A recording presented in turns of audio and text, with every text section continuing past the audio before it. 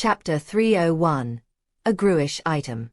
Around dawn, Xu Qing piloted his disguised Dharma skiff out of the 8-sect coalition. Moving at a high rate of speed, he left the megacity behind. Though he started out heading in the direction of the everlasting immortal Profundity River, he eventually changed directions and headed toward the Supreme Arbiter Salvation Mountains. Specifically, he was moving in the direction of the Supreme Arbiter Immortal Society. Ding Xue stood on the deck, blushing a bit. Her long eyelashes quivered as she blinked and charmingly said, "Big bro Xu Qing, this is my first time going out of the sect since we arrived in Emperor Receiving Prefecture. If I do anything wrong, just tell me right away." Taking out a stack of what appeared to be 20 or 30 spirit notes, she slid them over to Xu Qing. Xu Qing instinctively took them and looked at her. Ding Xue stuck her chest out slightly. She wore a violet muslin dress with a band of stream-cloud silk that perfectly accentuated her slim waist. Her long hair streamed down her back, and the ancient sword strapped there. Although she wasn't as shockingly enticing as Arch-Immortal Plumdark, her youthful energy and the flush on her face made her seem extremely pretty. She had a charming attitude, and emphasized her love of knowledge by offering spirit stones, just like she always had. Because of that, Xu Qing had no issue with her tagging along. Master Seventh wasn't with them on the Dharma skiff. Considering this was a fishing expedition, he was following in secret.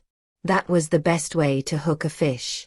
In order to make the scenario seem more realistic, and also because Ding Xue's aunt had praised her so highly, the trip had turned into a mission for Ding Xue and Xu Qing.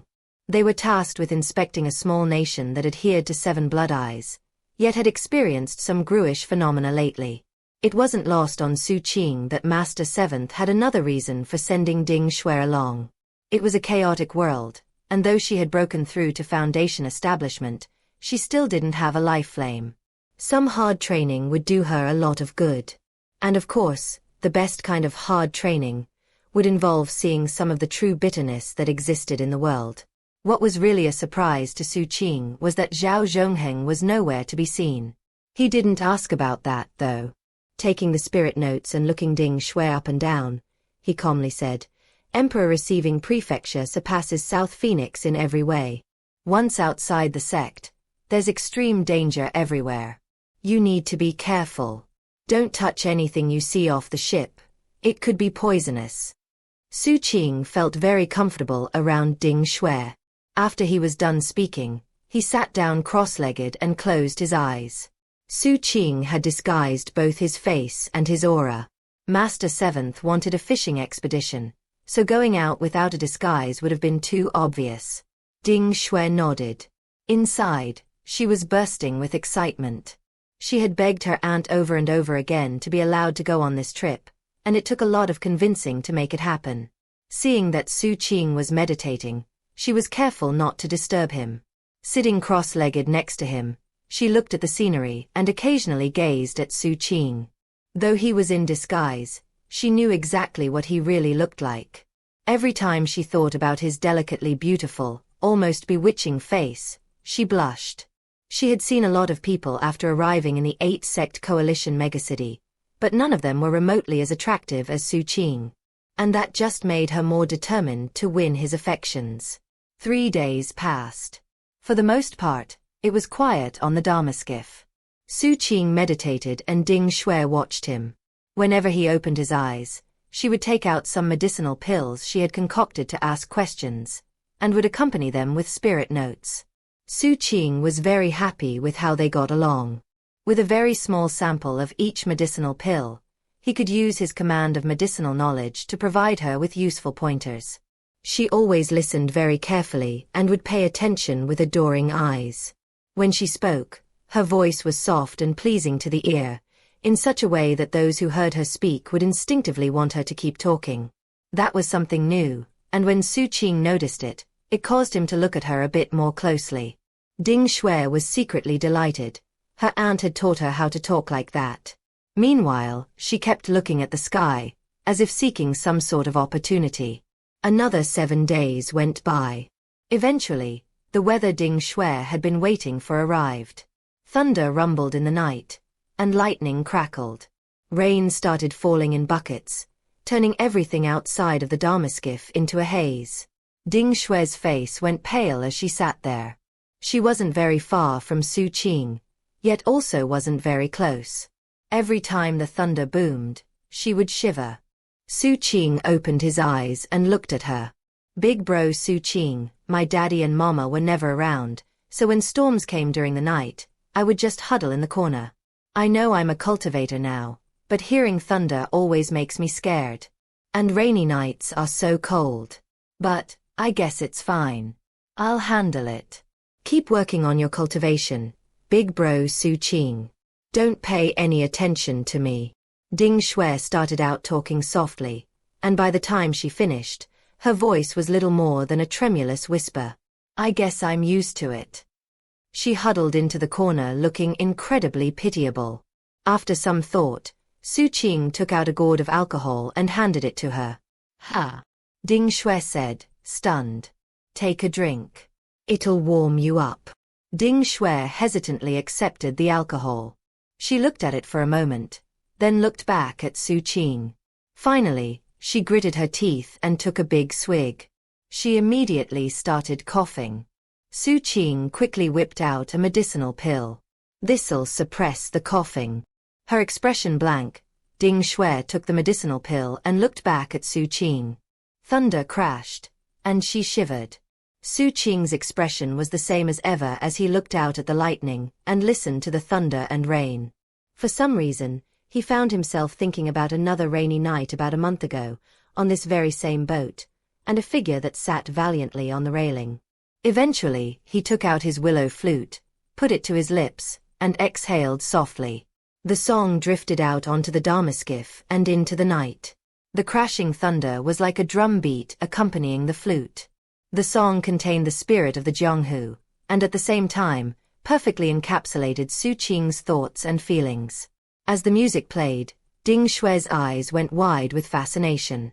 She stared at Xu Qing in his violet Daoist robe, and the emerald flute beneath his sharply angled eyebrows and glittering eyes. Everything around her seemed to freeze in time. Before she knew it, the song had ended, dawn had come, and the rain had stopped. Taking a deep breath to clear her thoughts, she quietly asked, Big bro Xu Qing, what's the name of that song? Xu Qing didn't answer. Standing, he looked out as the dawn light illuminated the surrounding lands.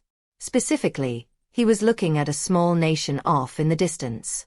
This was the destination they had been heading to. The name of the nation was Thinking of Eyes.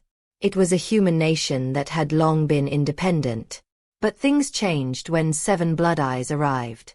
A few generations ago, the founder of this nation had been an elder in 7 Blood Eyes. Because of his aptitude, he had been forced to serve in the coalition, and had not been allowed to return. When he grew old, he chose to settle down and found a nation. Eventually, he passed away in meditation, never having seen 7 Blood Eyes again. Because of all that, 7 Blood Eyes was naturally interested in the affairs of the nation he had founded. Originally, the mission had been intended for a 2-flame disciple. But given that Master 7th wanted Xu Qing to travel alone outside the sect, he had seen to it that the mission was assigned to him. As the first rays of the morning sun lit the small nation, the commoners were already awake and working. Smoke spiraled into the air from homes here and there. From the peace and quiet, it seemed this was a rare nation that managed to keep itself safe. Of course, much of that had to do with the way that the 7 Blood Eyes elder had set up protective spell formations in the area. Because of that, not even a gold core cultivator could enter without permission. Unfortunately, the spell formations were clearly starting to malfunction, allowing grooves to slip inside. Xu Qing had already read the file and knew the basic details. 20 days ago, 99 people had been viciously murdered, after which they turned into walking corpses that wreaked havoc in the area. Because this nation was attached to 7 Blood Eyes, the sect had sent a 6th peak disciple to investigate. Though the disciple didn't have a life flame, he was far beyond the compare of any rogue cultivators. Thanks to his decisive actions, the culprit was quickly identified and executed. 10 days ago, the exact same event happened again, and the culprit was again identified. He looked exactly the same as the person who had been executed. That was when the sixth peak disciple realized that grus were involved. He had reported the matter to the sect, requesting that backup be sent before another 10 days passed. According to his analysis, the event would occur in another 10 days. Xu Qing arrived on that very 10th day. When he arrived, he didn't notify the sixth peak disciple or the king of the nation. He sent his Dharma skiff well away from the nation's borders and then disembarked with Ding Shui. Covering their tracks, they returned to the nation's capital city. All of the citizens were mortal. However, thanks to the spell formations, they looked a lot more hale and healthy than other mortals Xu Qing had seen. They all had mutagen in them, but none of them had so much that their bodies were starting to rot away. People walking the streets even smiled and laughed. Ding Shui looked around curiously. She had never been to a human nation like this, but at the same time, she wasn't stupid. She had read about the outside world, and knew that they were dealing with a gru. Because of that, she simply followed Xu Qing's lead and didn't disturb him. Xu Qing had brought a low-level invisibility talisman with him, so no one under the Foundation establishment level could see him or detect the fluctuations of the talisman. 2 hours passed in which Xu Qing walked around and observed. Eventually, he stopped outside one particular mansion. He looked down at his shadow, which responded with fluctuations indicating that there was a gru inside the mansion. To other people, this would be a difficult mission. But to Xu Qing, it was simple. Without hesitation, he strode inside the mansion. He was met with a sinister wind. Xu Qing didn't even need to issue orders. His shadow spread out and devoured the sinister wind. A moment later, chewing sounds could be heard, and the gru was gone. Xu Qing stood there waiting. A short time later, his shadow sent him information indicating that there was another gru in the area. "Don't tell me we're dealing with another grugloom," Xu Qing murmured. Taking Ding Shui with him, he followed the shadow to the location of the next gru. The shadow devoured it, then sent Xu Qing more information. Not single treasure, simul. As Xu Qing frowned, Patriarch Golden Vajra Warrior flew out to help. "My lord, what little shadow means is that it didn't just eat a single gru. There were 2. And the flavor was different from that grugloom, so these are most likely not gruglooms. More likely, we're dealing with an item. An item that creates gru simulators." Chapter 302. The Patriarch Earns Credit. An item. As Xu Qing thought about the situation, the shadow sent some more specific fluctuations. "My lord, wait. Earn credit." There was no need for Patriarch Golden Vajra Warrior to translate. Xu Qing knew what the shadow meant. It was telling him to wait, that it could handle the situation and earn some credit for itself. Xu Qing nodded. The Patriarch immediately felt a sense of crisis filling him, so he anxiously said, "My lord, the shadow is young and naive. I should probably go along to keep an eye on things." Xu Qing agreed with his assessment.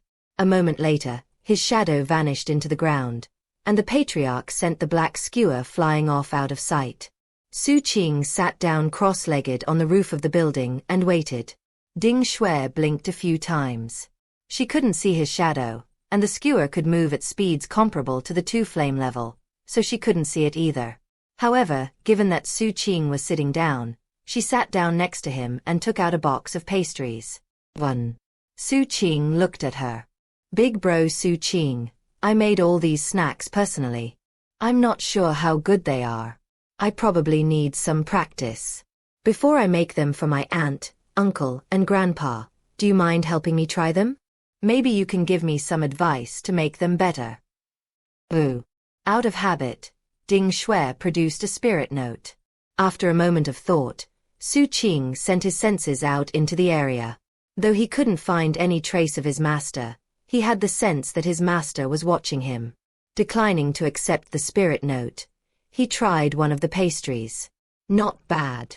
Ding Shui seemed happy to hear that. Sitting there, she looked around, lowered her voice, and said, "Big bro Xu Qing, when are we going to go capture that gru? Based on the file I read, it's going to kill more people soon." It's being captured right now, Xu Qing replied, looking off into the distance. In another part of the city, Patriarch Golden Vajra Warrior had been following the shadow. However, the shadow obviously didn't like the Patriarch, and had hidden itself from him. You crappy shadow. Do you really think I'm going to let you get any more credit? You just watch and see how awesome I am.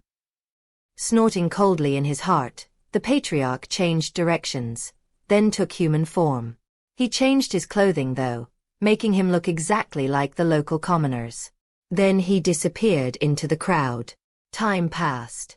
The shadow moved quickly, uncovering one grue after another. Everyone it found, it quickly devoured. However, for every grue that died, a new one popped up. There didn't seem to be any rhyme or reason to the way they appeared. They came out of nowhere, and seemed impossible to get rid of. However, there was an upside to it all. By the time evening came, the slaughter which had been expected didn't come to pass. As the moon rose, more and more grues appeared. It almost seemed as if they wouldn't rest until the slaughter had been accomplished. Eventually Xu Qing, who still sat on the roof of the building, had a very serious look in his eyes. Now that it was nighttime, the city around him seemed increasingly sinister. The shadow was busier than ever, zipping around devouring grues left and right. My interference has caused a change in the grue's behavior. Next to him, Ding Shui could sense a change in the atmosphere, and felt nervous. Suddenly, a black light shot out of nowhere and came to hover in front of Xu Qing. It was a black iron skewer. A stream of divine will emerged from it to transmit speech to Xu Qing. My lord, I found the source. As expected, the immature little shadow only understands violence and extermination. It doesn't realize that these grue simulacra only get more worked up when they're stimulated. If you really want to destroy them, you have to find their source. That source is extremely mysterious and strange. The clues don't have anything to do with what's going on right now. You have to go back to a few random incidents in the past to figure out the truth. Your humble servant took human form and did some investigating in the city. I changed identities and forms a few times to find the information I needed. 2 years ago, a very skilled traveling physician passed through. His treatment method was very unique. He would give a mirror to the patient and have them place it on their nightstand. Xu Qing's eyes narrowed. How long was he here, and how many people did he treat with the mirror? My lord, your humble servant investigated everything very thoroughly. The physician was here for 3 months. At that time, 7 Blood Eyes had not yet joined the coalition, so the coalition disciples stationed here had no idea what was going on. Your humble servant went to a few of the houses where the mirror was used in treatment. Believe it or not, even a cultivator who looks at one of those mirrors wouldn't notice anything unusual about it. But for you, my lord, it would be a very different story. And being at your side for so many years, I've also learned a thing or two. Therefore, I noticed the evidence of a spirit automaton. Xu Qing looked at him. Your humble servant knows exactly what you mean. Following the evidence, I eventually found a mirror hanging from the eaves in the mansion of a local noble. That's the source of the problem. If I'm correct, that physician was actually an evil cultivator, and he chose this place to feed and grow his mirror. Given that the mirror is here, he has to be close by in hiding. That way he'll be able to react if anyone tries to take away his treasure. Hearing all this, Xu Qing opened his mouth to speak. Before he could say anything, the Patriarch quickly said, Your humble servant knows exactly what you mean. I went out of the city to look for possible hiding spots, and found a low-lying mountain that has a perfect view of the city. I detected cultivation base fluctuations coming from that mountain, which indicates there's a cultivator present there. However, he's in a state of slumber, probably because of the side effects of the technique he practices. Not wanting to beat the grass and startle the snake, your humble servant didn't get too close. Patriarch Golden Vajra Warrior didn't make any mention of earning credit for what he had done. As a result, Xu Qing was very pleased with everything he had done. He didn't let one drop of water leak out. At the same time, though the shadow was indeed working hard, Its actions had thrown the city into chaos with grooves. "You've earned credit," Xu Qing transmitted. The patriarch was so excited the iron skewer trembled. For a long time now, he hadn't dared to say a thing. The shadow had very unique capabilities which had allowed it to shine, and slowly but surely became a rising star with his lord and master. He had worried that, if he said the wrong thing, the fiendish Xu wouldn't hesitate to turn him into cannon fodder. Now that he had earned some credit for his work, he felt a bit more at ease. "Lead the way," Xu Qing transmitted. The iron skewer thrummed as it shot off in one particular direction. Xu Qing immediately followed, and though Ding Shui had no idea what was going on, she could see how serious he looked, so she quickly packed up the box of pastries and hurried after him. Xu Qing soon arrived at the noble's mansion. Sending out his senses, he found no fluctuations to indicate a cultivator was present. Making sure not to disturb anyone present, he quickly located the mirror. At a glance, he could tell it was very unique. It didn't have any mutagen on it. But when the wind blew, it swayed slightly. Xu Qing found his eyes hurting. He tapped into his life lamps, and the umbrellas provided protection. His eyes returned to normal. Xu Qing was surprised that, given his battle prowess and the level of his fleshly body, he still felt pain from the mirror. It made it obvious that the thing was very extraordinary. He reached out and grabbed the mirror. But then the mirror suddenly fought back violently, slipping out of Xu Qing's grasp, and then flying up into the air. A moment later, Xu Qing appeared in midair, his 4 life flames burning, his 2 life lamps active, and his Imperial-class technique ready. He had the battle prowess of 7 life flames as he reached out toward the flying mirror. Given that level of battle prowess, the mirror couldn't fight back. Xu Qing grabbed it, then sent his divine will inside to seal it. At exactly the same moment, in the houses of hundreds of families in the city, mirrors on their nightstands shattered. As for all of the random grooves in the city, they shivered and vanished into nothing. Meanwhile, in the low-lying mountain outside the city, a beam of light shot out of a hidden mansion grotto. Within that light was a white-haired old man, his expression vicious. Strangely, his skin seemed to be flaking off, as if he were in the middle of molting. He radiated the powerful fluctuations of a gold core cultivation base with 1 heavenly palace. Looking over at the city, he roared, "What good-for-nothing fool dared to meddle with my affairs?" As his voice echoed like thunder, causing the entire city to shake, Xu Qing appeared. After eyeing the old man coldly, he shot in the direction of the mountain. He moved so quickly that the gold core old man's face flickered, and his heart started pounding. Xu Qing arrived, slamming into him with a land-shaking, mountain-rocking force. Blood sprayed out of the old man's mouth as he was flung backward to smash into the low-lying mountain. As the mountain collapsed, rock and debris crumbled everywhere, the old man's face filled with shock and disbelief. This battle prowess.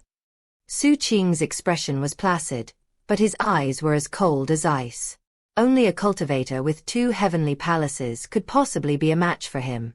Given that he had 7 flame battle prowess, defeating someone with only 1 heavenly palace would be as easy as turning over his hand. The old man could sense that.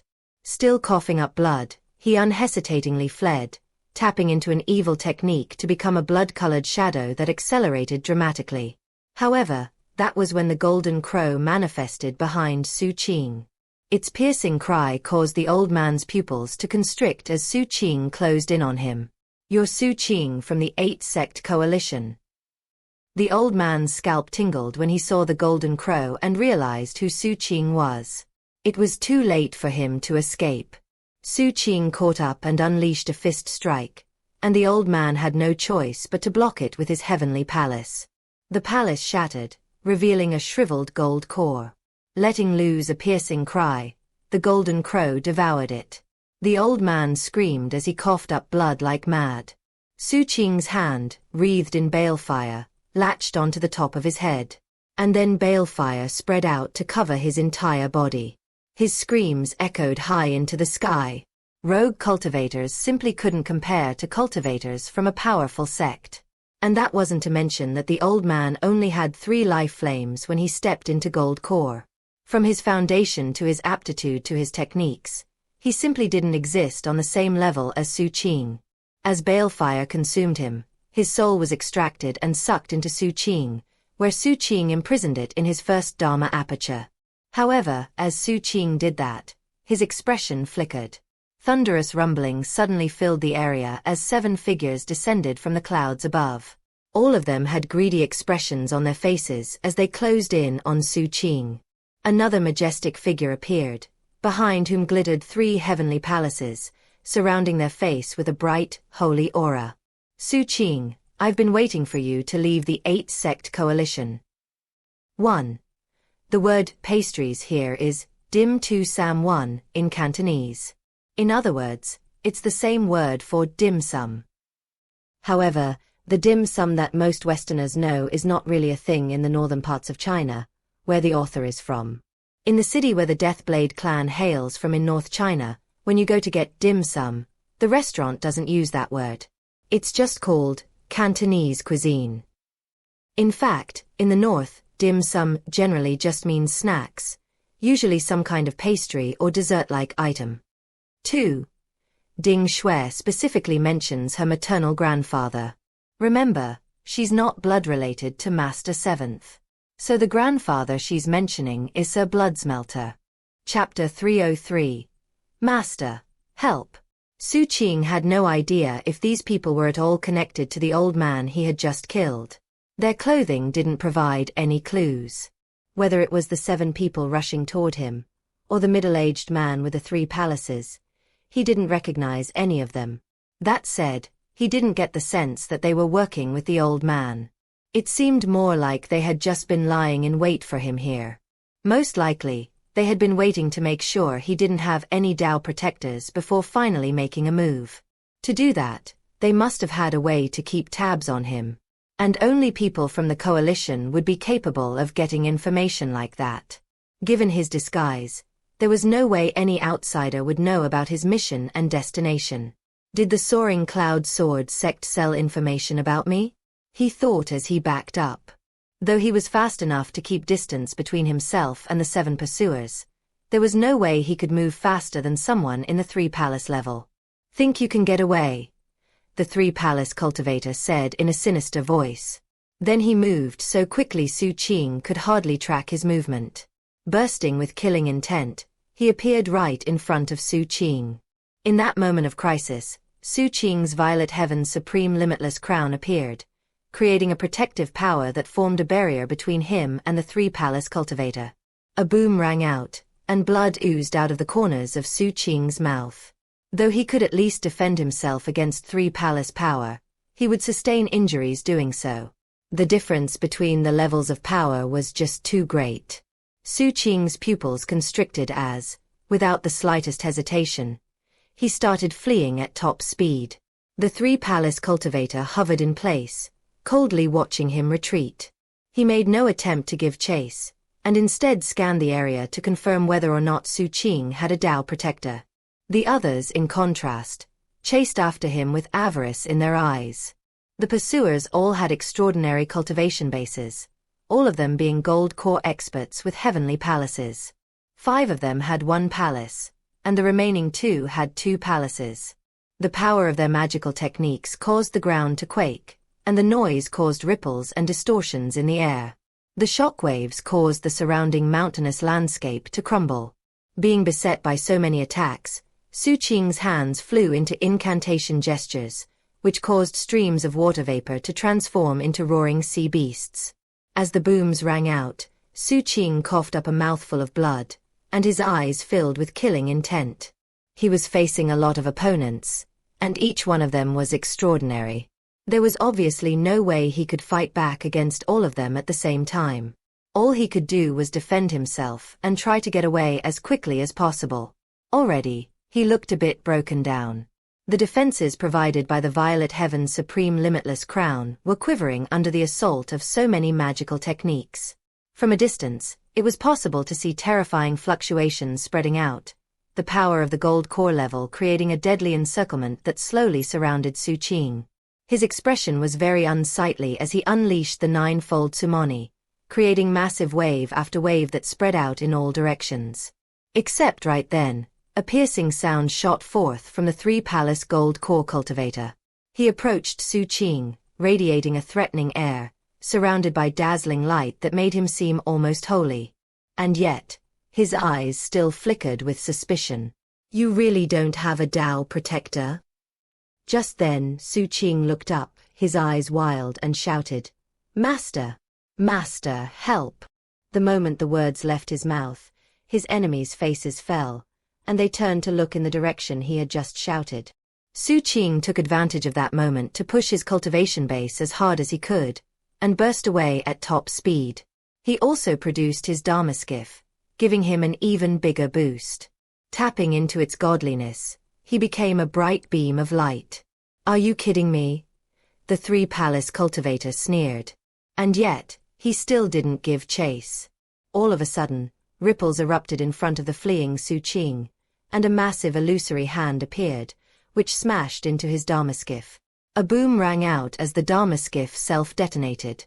And yet, it didn't completely explode. Xu Qing quickly shifted directions and started fleeing again. The giant hand disappeared, and in its place appeared a ruddy-faced Daoist priest in a black robe. Shockingly, he was also a three-palace cultivator. He also hovered there, suspiciously looking around, and didn't chase Xu Qing. Yet again, ripples appeared in front of Xu Qing. This time a huge face appeared. It had no hair, and its eyes were completely bloodshot as it viciously opened its mouth and tried to bite Xu Qing's Dharma skiff. A boom rang out as the Dharma skiff yet again unleashed the power of self-detonation. Heart sinking with regret, Xu Qing put it away, gritted his teeth, and started fleeing in a new direction. Another enemy showed his face. This time it was a burly, middle-aged man who appeared right in his path. Grinning viciously, he released the power of 3 heavenly palaces to crush down on Xu Qing. Blood sprayed out of Xu Qing's mouth as the Supreme Limitless Crown's defenses rippled violently. Now that Xu Qing was incapable of fleeing, the original 3-palace middle-aged man approached him. At the moment, Xu Qing was surrounded by 4 cultivators who were all in the 3-palace level. Meanwhile, dozens of rogue cultivators flew toward him from various areas nearby. Astonishingly, all of them had been hiding in the nation of Thinking of Eyes. Xu Qing's face turned grim as he looked around. Suddenly, he produced an entropic teleportation talisman and crushed it. Instantly, the power of teleportation surged out, and Xu Qing vanished. Surprisingly, none of the gold core experts rushed away to try to find him. The greed and killing intent on their faces disappeared, and then, in an even more shocking development, they began to turn blurry from head to toe. Only a moment later, they disappeared as if they had been erased from existence. Everything went silent.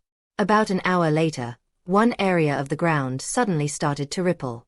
Then, a pock-faced old man appeared in that spot, clad in a green Daoist robe. After studying his surroundings carefully, his eyes began to shine. It was all an illusion, but those attacks were real. Based on everything that happened, it seems that Xu Qing really doesn't have a Dao protector following him around. But why is he so brazen as to go around alone without protection? That said, he did leave under disguise. If I hadn't known he was coming here, it would have been difficult to lock onto his position. After some more thought, the old man vanished.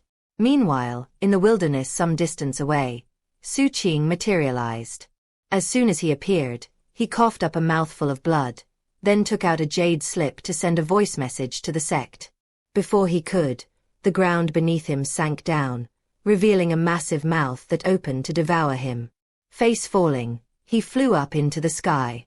Rumbling sounds echoed beneath him as the gigantic mouth started moving up, revealing a huge giant, fully 3,000 meters tall. Xu Qing backed up at top speed.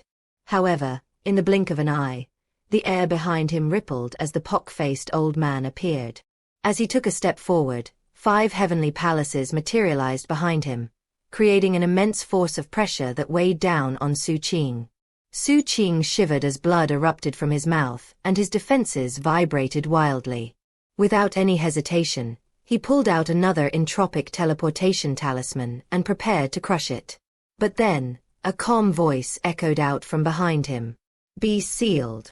Instantly, a huge golden spell formation appeared in the dome of heaven, which crushed down violently on everything in the area. Xu Qing's teleportation failed, suppressed out of existence by that force from above. He had no way to fly either, and thus began sinking down toward the ground. Face pale, he looked up at the golden formation to see a red-robed boy sitting cross-legged atop it.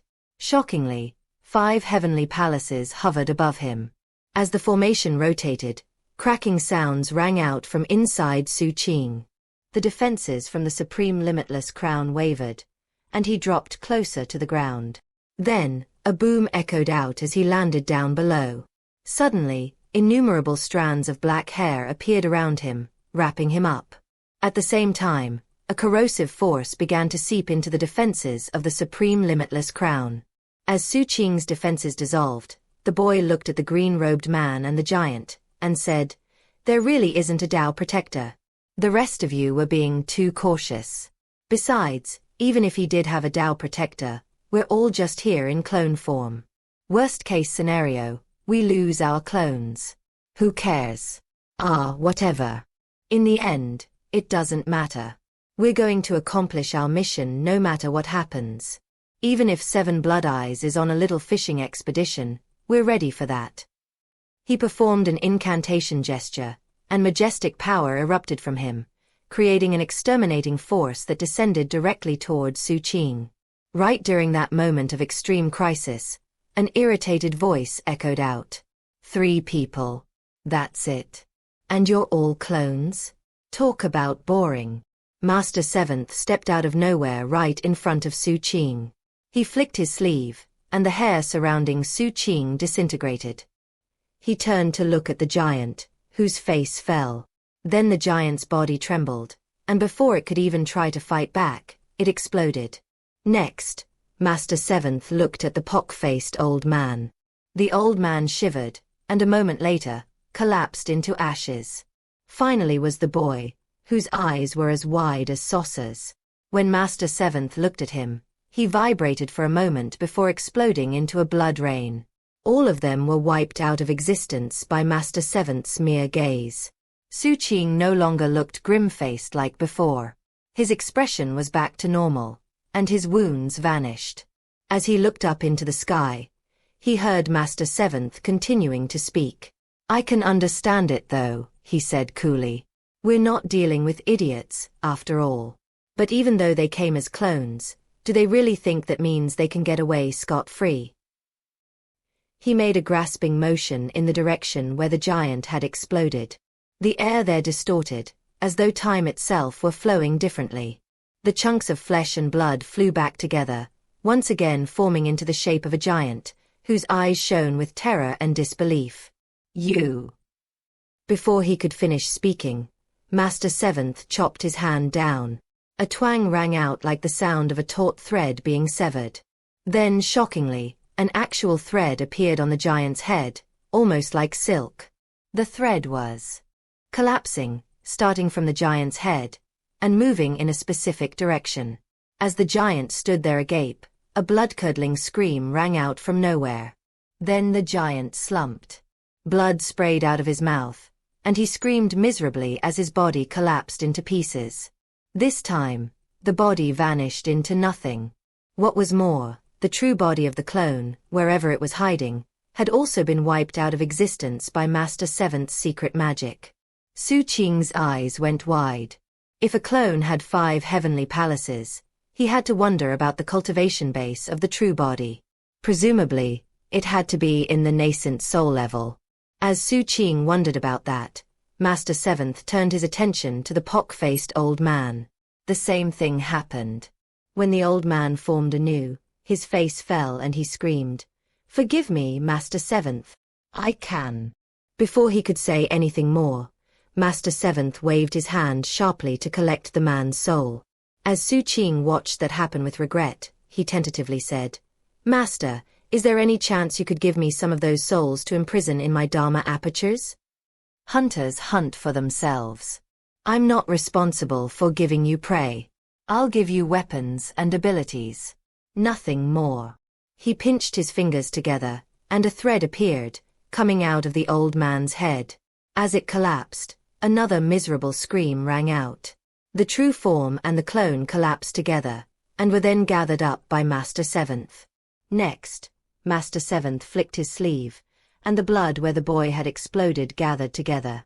The boy appeared, his face full of extreme terror. How could someone in Spirit Trove do something like this?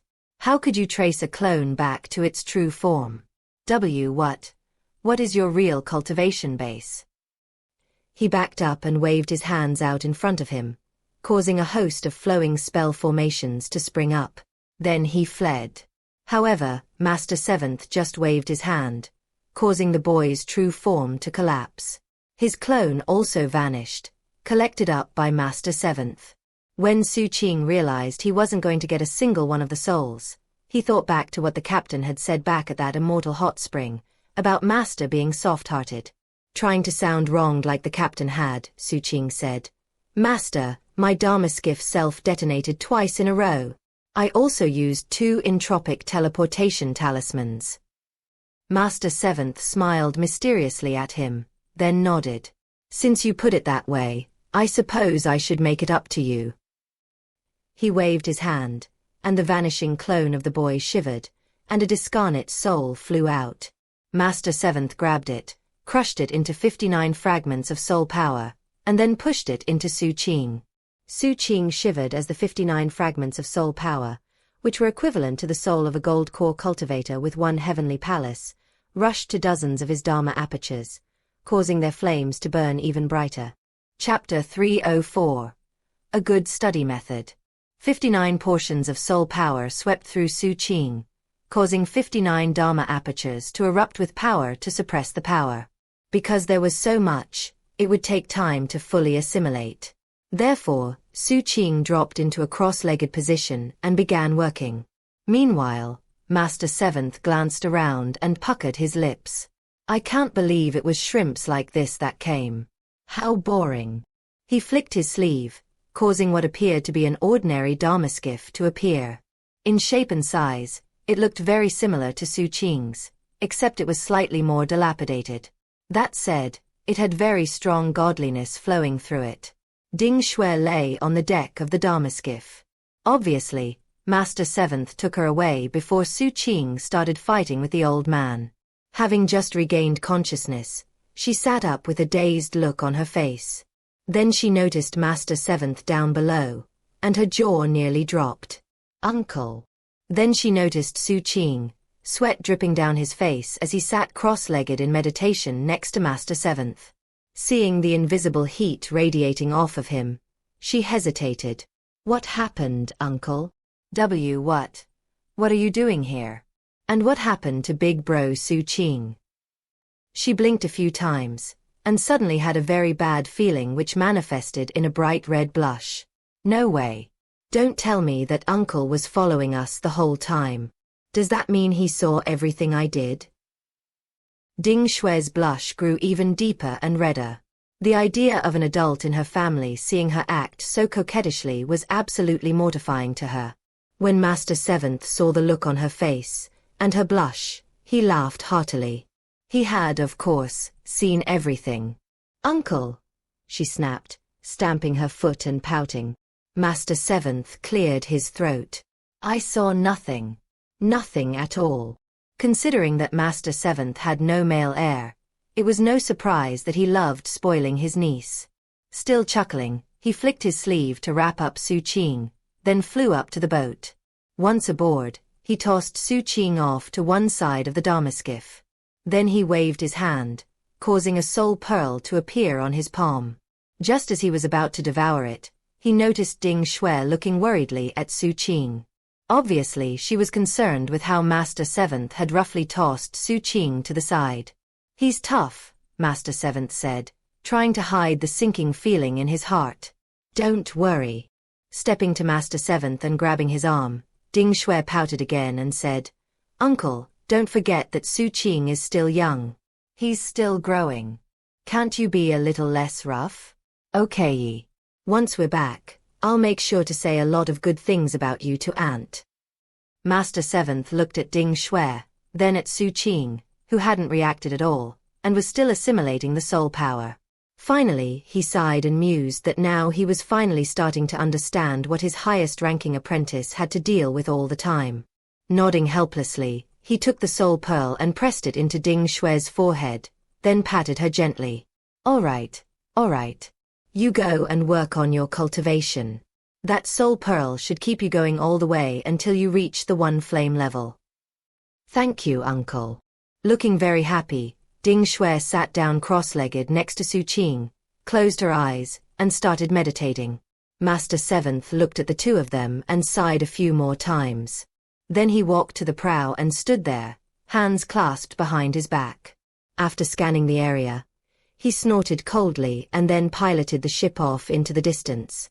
Sometime after he left, the air distorted and 2 figures appeared, clad in long golden robes. Both had fantastic sword energy swirling around them, but also bitter expressions on their faces. That was the sect leader of 7 Blood Eyes. There's no way we could defend ourselves against someone like him. Yet he didn't make a move on us. Presumably it was for the sake of the coalition. And he also wants us to take a warning back with us. Both of these people were from the Soaring Cloud Sword sect. Xu Qing is already extraordinary on his own. But with backing like this, it's only going to get harder and harder to deal with him. Besides, after this, you'll never be able to tell if he's really alone. You'll always wonder if there's some powerful expert hiding out ready to help him. After exchanging a glance, the two shook their heads and departed. Sometime after they left, another area rippled, and more auras spread out. There were several figures that appeared, and all of them exchanged glances and sighed. Unlike the previous 2 cultivators who had appeared, these were not members of the coalition. Instead, they were rogue cultivators native to Emperor-receiving prefecture. They had been given information that the 8-sect coalition's 2-lamp disciple Xu Qing was going outside of the sect, and had hurried over in the hopes of taking advantage of the situation. However, now that they knew the details of Xu Qing's background, none of them would ever dare to casually make a move on him. What they had seen had frightened them to the core, and they were thinking the exact same thing as the 2 cultivators from the Soaring Cloud Sword sect. So this is how 7 Blood Eyes does things. They were sending a warning to everyone secretly watching. Besides, the 8-sect coalition recently announced to all of their protectorates that, if anyone kills Xu Qing, they'll pay an astonishing price. Life lamps are great, but when it comes to your actual life, you only have one. With such thoughts on their minds, they dispersed. And of course, it wouldn't be long before they started spreading stories about what just happened. This was the protection that Master Seventh was giving to Xu Qing. And it was also a warning to everyone. Time passed. 7 days later, in the evening, Xu Qing opened his eyes. He was still on the Dharma skiff. The moment his eyes opened, 60 of his Dharma apertures surged with fire, and rumbling like thunder filled his mind. Right now he had souls packed into half of his 120 Dharma apertures. As a result, his cultivation base had advanced. What was more, that fire had changed. His balefire now had something mournful in it, which was the agony and rancor of the souls that were constantly burning. It was none other than the Stygian flame, a mighty fire that contained emotions. Once it began to burn an enemy, it would affect their emotions, causing fluctuations and potentially destabilizing their soul. How do you feel? Master Seventh said coolly from the prow, looking over his shoulder at Xu Qing. Many thanks, Master. Xu Qing said, getting to his feet and bowing with clasped hands. Going forward, you'll be a lot safer when you go out. And now, there's somewhere else I want to take you, which is the real purpose of this outing. I'm going to give you a gold core technique. Hearing that, Xu Qing's expression turned very serious. Unfortunately, it's not completely ready yet, so don't get anxious. I still need to put some finishing touches on it. With that, Master Seventh glanced at Ding Shui, who was still meditating off to the side. Waving his hand, he created an extra level of protection around her, then stepped off the Dharma skiff. "Come with me." Xu Qing followed, and the two of them descended toward the mountainous forest below. They weren't in the Supreme Arbiter Salvation Mountains, but the land was still rugged, and given that evening was falling, everything seemed particularly sinister. From above, it was just possible to see a sect within the trees. It wasn't a large sect, but it still had 3 mountain peaks within its borders. There were currently a variety of disciples hurrying about from peak to peak. "This is the Heaven Spirit sect," Master Seventh said. "They're not part of the coalition. They're just an average sect, not too strong, not too weak. That said, they have some very unique techniques." Master Seventh led Xu Qing toward the sect. A curious expression appeared on Xu Qing's face as his master led him right through the sect's defensive spell formation. Once inside, they would occasionally pass some of the sect disciples, except none of them reacted. It was as if the disciples couldn't see them. Master Seventh led Xu Qing to the sect's scripture pavilion. There were 2 gold core cultivators standing guard, who seemed oblivious to the 2 people who walked right past them. Once inside, Master Seventh went straight to the high-level section that ordinary disciples weren't allowed to enter. None of the warding spells in this place seemed to work on him. Apparently, they couldn't even detect him. Master Seventh seemed very at home in the pavilion as he waved his hand, causing jade slips to float out from the shelf. One by one, he examined their contents. Xu Qing watched quietly, not saying a word. Master Seventh turned and glared at him. "What are you staring at?" "I created an entire magical technique myself years ago, just to help me study." Xu Qing nodded, then quickly grabbed a jade slip and started going through the information on it. Thus, master and apprentice immersed themselves in study on the top floor of the Heaven Spirit Sect's scripture pavilion. Master Seventh studied hard. Xu Qing studied even harder.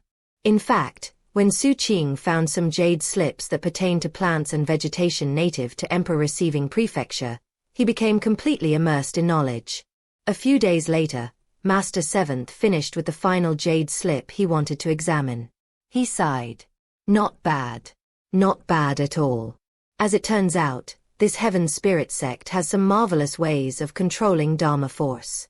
It's too bad they're so horrible at everything else." Xu Qing nodded in agreement. He had found a lot of information about plants and vegetation, but unfortunately, none of it was very clear or detailed. "It's the same with the medicinal codices here," he said. "It seems that some years ago, they had some cultivators skilled in the Tao of medicine. But after that time, few people cared to expand on their knowledge. There are almost no supplementary notes in any of the codices. That said, at least I know a bit more about the local plants and vegetation." Master Seventh nodded, his eyes shining in admiration.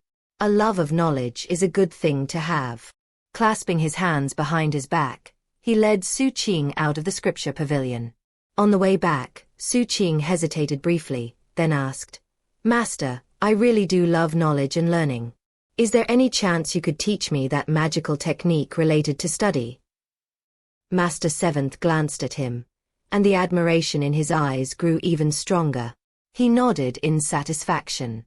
"Yes, but your cultivation base isn't high enough yet. Once you're a nascent soul, I'll teach it to you. Now, let's hurry back. There are some more sects I want to take you to visit. I've been doing a lot of research about your gold core technique. The plan is to go to all of these sects and combine various ideas into something solely for you. Going forward, I want to see you really work hard." Xu Qing nodded. With that, he followed Master Seventh out of the sect, then up in the air and back onto the Dharma skiff. Once back at the prow, Master Seventh beckoned at Xu Qing. "However much we cultivators learn and study, we should never forget to be grateful. Remember that. Now, come. Let's offer respect to this sect for the help they've provided by means of their scripture pavilion. This way, if we ever become enemies in the future, we can kill them with a clean conscience." With that, Master Seventh clasped hands and bowed deeply to the sect below. Xu Qing was struck by how seriously his master took these matters. Taking his words to heart, he also clasped hands and bowed deeply. With that, they left. When they arrived, no one noticed them. When they left, it was without a trace. The Dharma skiff zipped through the sky and disappeared over the horizon. A few days later, they stopped at another sect. Master Seventh yet again took Xu Qing down to the sect's scripture pavilion, where they focused completely on studying. Time passed. Bit by bit, the Dharma skiff headed east, eventually entering the Supreme Arbiter Salvation Mountains. Along the way, they stopped at one sect after another. When they were in the 47th Scripture Pavilion, Master Seventh looked at Xu Qing immersed in study, and couldn't help but say, "To people like us, there is no horizon on the sea of learning. You're doing excellent, fourth Sib. Back when I took your third elder brother on a trip like this, that ignoramus proved that he hates studying. And your eldest brother is the same. All he did was keep a record of all the treasures in the sects we visited. Only you, fourth Sib, have proven to be like your master." Xu Qing wasn't one to react excitedly to praise. Upon hearing his master's words, he put down the jade slip he had been looking at. After a moment of thought, he quietly said, "Master, do you know of any sects in Emperor Receiving Prefecture that specialize in the Tao of Poison? I'm very interested in studying more about that." Chapter 305. Gruglum Tao Seizing. When Xu Qing asked to study the Tao of Poison without the slightest nervousness or apprehension, Master Seventh's admiration grew. Throwing his head back, he laughed heartily. "Of course there are such places. Come on, I'll take you." With that, he led Xu Qing out of the sect and back to the Dharma skiff. Master Seventh didn't need to say anything this time. Xu Qing somberly turned to the sect below and bowed deeply.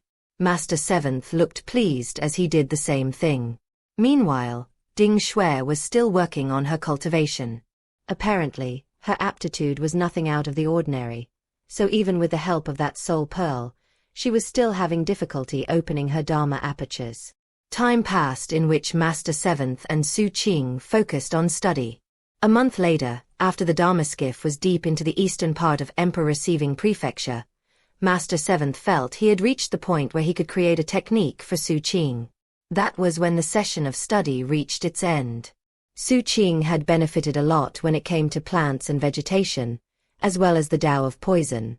They had been to several evil poison sects, wherein Xu Qing had experienced some major breakthroughs thanks to their poison codices. One area where he had benefited most was understanding of planning and developing new poisons. He had learned a technique in which the fleshly body is the pill furnace and the blood is a curse. It was a method that could be used to concoct very deadly concoctions. However, all of that was secondary as far as Xu Qing was concerned. What really caused his eyes to light up was a small black sphere that currently rested on Master Seventh's palm. It was made of innumerable magical symbols that pulsed with terrifying fluctuations. What was even more amazing was that, when merely looking at it, it seemed to contain immense amounts of information, ready to pour into the mind. 1. Fourth Sib, Master Seventh said solemnly, "Give me the Gruglum heart from that girl Sima Ru." Xu Qing's eyes turned serious. He remembered his master telling him that the heart would be useful to him. Taking it out of his bag of holding, he handed it to his master. Master Seventh flicked his sleeve, sending the Gruglum heart into the black sphere. Instantly, the black sphere started pulsing rapidly, almost like it was alive. At the same time, it emitted hair-raising howls. "This is the technique I've created for you, fourth Sib. It perfectly corresponds to your personality. It will brand itself into your mind. It's a legacy transmission method that I picked up by studying Imperial class techniques." The howling from the black sphere ceased as it transformed into a black liquid. Master Seventh waved his hand, sending it towards Xu Qing. "Lift your head." As Master Seventh's words echoed out, Xu Qing lifted his head and looked at the black liquid. As soon as the liquid reached his forehead, it bored into him painfully, piercing through his skull. At the same time, it released pulses of bizarre power that converged in his mind, transforming into a black sealing mark. Instantly, Xu Qing's mind filled with rumblings like thunder, which spread through his entire body. He became like a tiny rowboat, rocking up and down on a violent sea. That sealing mark wasn't an inanimate thing. It was moving as if alive. It resembled a heart, and it beat in unison with Xu Qing's actual heart. As the thump-thump sound rang out, massive amounts of information poured from the magical sealing symbol into his sea of consciousness. Closing his eyes, he immersed himself in enlightenment. At the same time, Master Seventh's voice reached him. Fourth Sib, each of my apprentices cultivates different techniques. All of them were custom created by me, after much research. This gold core technique of yours was devised around that Gruglum heart, after doing research into hundreds of different gold core techniques. I took special note of numerous legacy techniques passed down from ancient Emperor Dark Serenity. It's very domineering, which suits your fighting methods. It's very sinister, which suits your personal style. And it's very brutal, which suits your killer's mentality. This technique is called the Gruglum Dao Seizing Art. This art will turn one of your hands from corporeal to illusory. Using that Gruglum hand, you can reach into one of your enemy's heavenly palaces in their sea of consciousness, seize the gold core inside, and then rip it out. After, you can assimilate its essence and add it into one of your own heavenly palaces, thus making it your own. In that manner, once you reach the gold core level, you can be stronger and more deadly. Your future path is going to focus on killing as your method of cultivation. It will be a blood-drenched road. As your cultivation reaches the highest level, you will be able to transform into a Gruglum state, and tap into a portion of the Gruglum's natural characteristics. Although the undying possession arts of the Gruglums are an innate ability, and thus very hard to acquire, you will be able to ignore the power of certain magical techniques and enter a state which transposes reality and illusion. Master Seventh's each word boomed like thunder in Xu Qing's mind. As the magical symbol radiated immense brightness, masses of information from the Gruglum Dao Seizing Art filled Xu Qing. It was similar to when he had learned the Imperial class technique Golden Crow assimilates myriad spirits. The details were being imprinted directly into him. The symbol was like a legacy seed, ensuring that no one could ever rip the technique away from him. Though it wasn't an Imperial class technique, it was similarly shocking. Xu Qing's eyes snapped open, and he struggled to control his breathing. Looking at his master with shining eyes, he got to his feet, clasped hands and bowed deeply. Many thanks, Master. Xu Qing could already tell that this technique was matchlessly shocking, especially considering how perfectly it suited him. He wouldn't need to change his normal fighting style. He could just continue to build on the foundation he already had. Once he stepped into Gold Core, he would instantly be able to use the technique. It was late at night, and as the wind blew Master Seventh's white hair back, he stood there looking at Xu Qing, a faint smile on his face. "Don't rush to be happy," he said coolly. "The technique is incredibly domineering, and you could easily lose yourself in it. The divine will from numerous gold cores could dispel your mind, causing you to transform into a psychotic murderer. If you want to cultivate this technique, you'll need something else to serve as a support. You'll need something to prop up your soul, to make sure that the wills of the gold cores you seize won't affect you negatively. And that's why our next stop is a place I mentioned to you before. It's the South Tor Ghost Mountain." Xu Qing immediately thought back to the time he'd seen his master painting a map, with a person near the South Tor Ghost Mountain meditating. His master had mentioned that the South Tor Ghost Mountain could possibly be a land of good fortune for Xu Qing. Back then, Master Seventh had only just begun planning Xu Qing's personal technique. 3.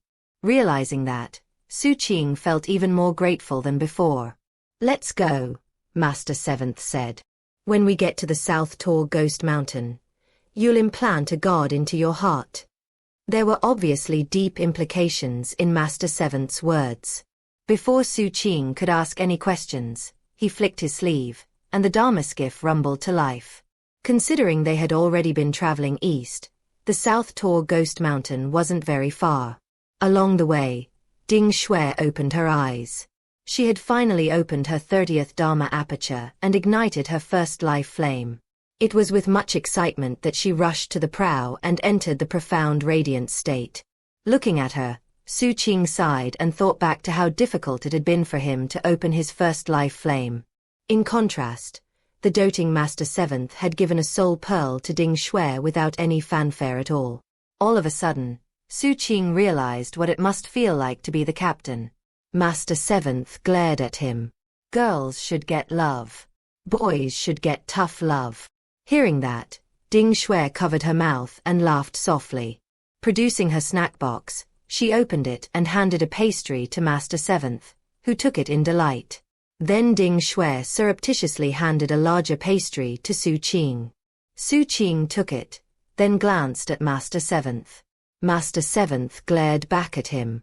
Xu Qing didn't say anything. Taking a bite, he closed his eyes to meditate. On the one hand, he took time to get used to the new technique, while also contemplating his 121st Dharma aperture. Perhaps because of Master Seventh's presence, Ding Shui seemed more aloof when it came to Xu Qing. She didn't offer him spirit notes in exchange for answers to her questions. But she still seemed lively, and the Dharma skiff frequently resounded with her melodious voice and Master Seventh's hearty laughter. The closer they got to the South Tor Ghost Mountain, however, the less Ding Shui talked. Master Seventh's laughter eventually ceased. And that was because the lands turned bleak and miserable. Crumbling ruins and dead vegetation stretched out as far as the eye could see. Carrion birds picked at rotting corpses, and a sinister, gruish air filled the place. The sensation of pain and suffering was stifling as it weighed down everywhere, even on the little Dharma skiff.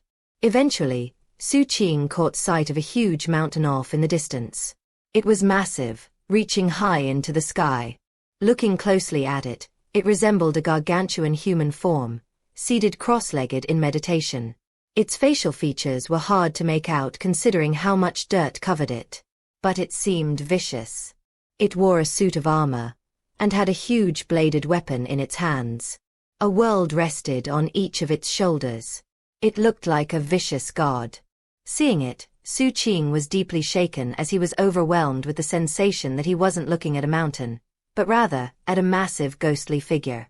That sensation would be stronger the higher one's cultivation base. And mortals who looked at it wouldn't see anything other than a mountain, and would certainly not be deeply shaken. To Xu Qing, that figure radiated terrifying pressure, and the armor seemed to contain deadly, destructive power. The two worlds on his shoulders were very lifelike, and seemed to contain innumerable demonic devils, all of them shocking and ghastly. This was Emperor Receiving Prefecture's South Tor Ghost Mountain. As for the evil god, he was also known as the South Tor Ghost Emperor. The two worlds on his shoulders might have once been glorious and radiant, but now they were home to countless vicious beings. The Ghost Mountain worshipped 7 fiends, and was one of the 6 great powers in Emperor Receiving Prefecture. Your task, 4th Sib, is to put this god into your heart, to be the protector against all extraneous thoughts from the gold cores you'll absorb in the future. If you can do that, then you can cultivate the technique I gave you. If you cannot, then I'll have to give you a different gold core technique. 1. The information here is more than just random information. There's a magical element to it. I follow a guy on Twitter, X, who's a Westerner that has actually studied deeply into real-life Taoist magic. Here is a link to a tweet from him explaining what this information is. And just in case that tweet goes down, here is a screenshot of it. This is something cool to keep in mind whenever you're reading Xianxia stuff that talks about information being imparted, as it relates to magical techniques and whatnot. Backhand index pointing left. 2. Xu Qing ripped out the heart in backhand index pointing left. 3. Master Seventh mentioned the South Tor Ghost Mountain in Chapter 306, Spirit Trove, Void Returning, Smoldering God. Master Seventh's words echoed in Xu Qing's ears. As he listened, he looked at the distant mountain that was actually the South Tor Ghost Emperor. Waves of shock rolled endlessly through his mind, growing larger and larger with each passing moment. Even just looking at the mountain caused his eyes to sting, yet he looked closely and with great intent. Just what cultivation level had this god been in before dying that he would transform into a mountain? And how could a mere corpse contain such boundless majesty? This was obviously the most powerful entity Xu Qing had ever been in the presence of.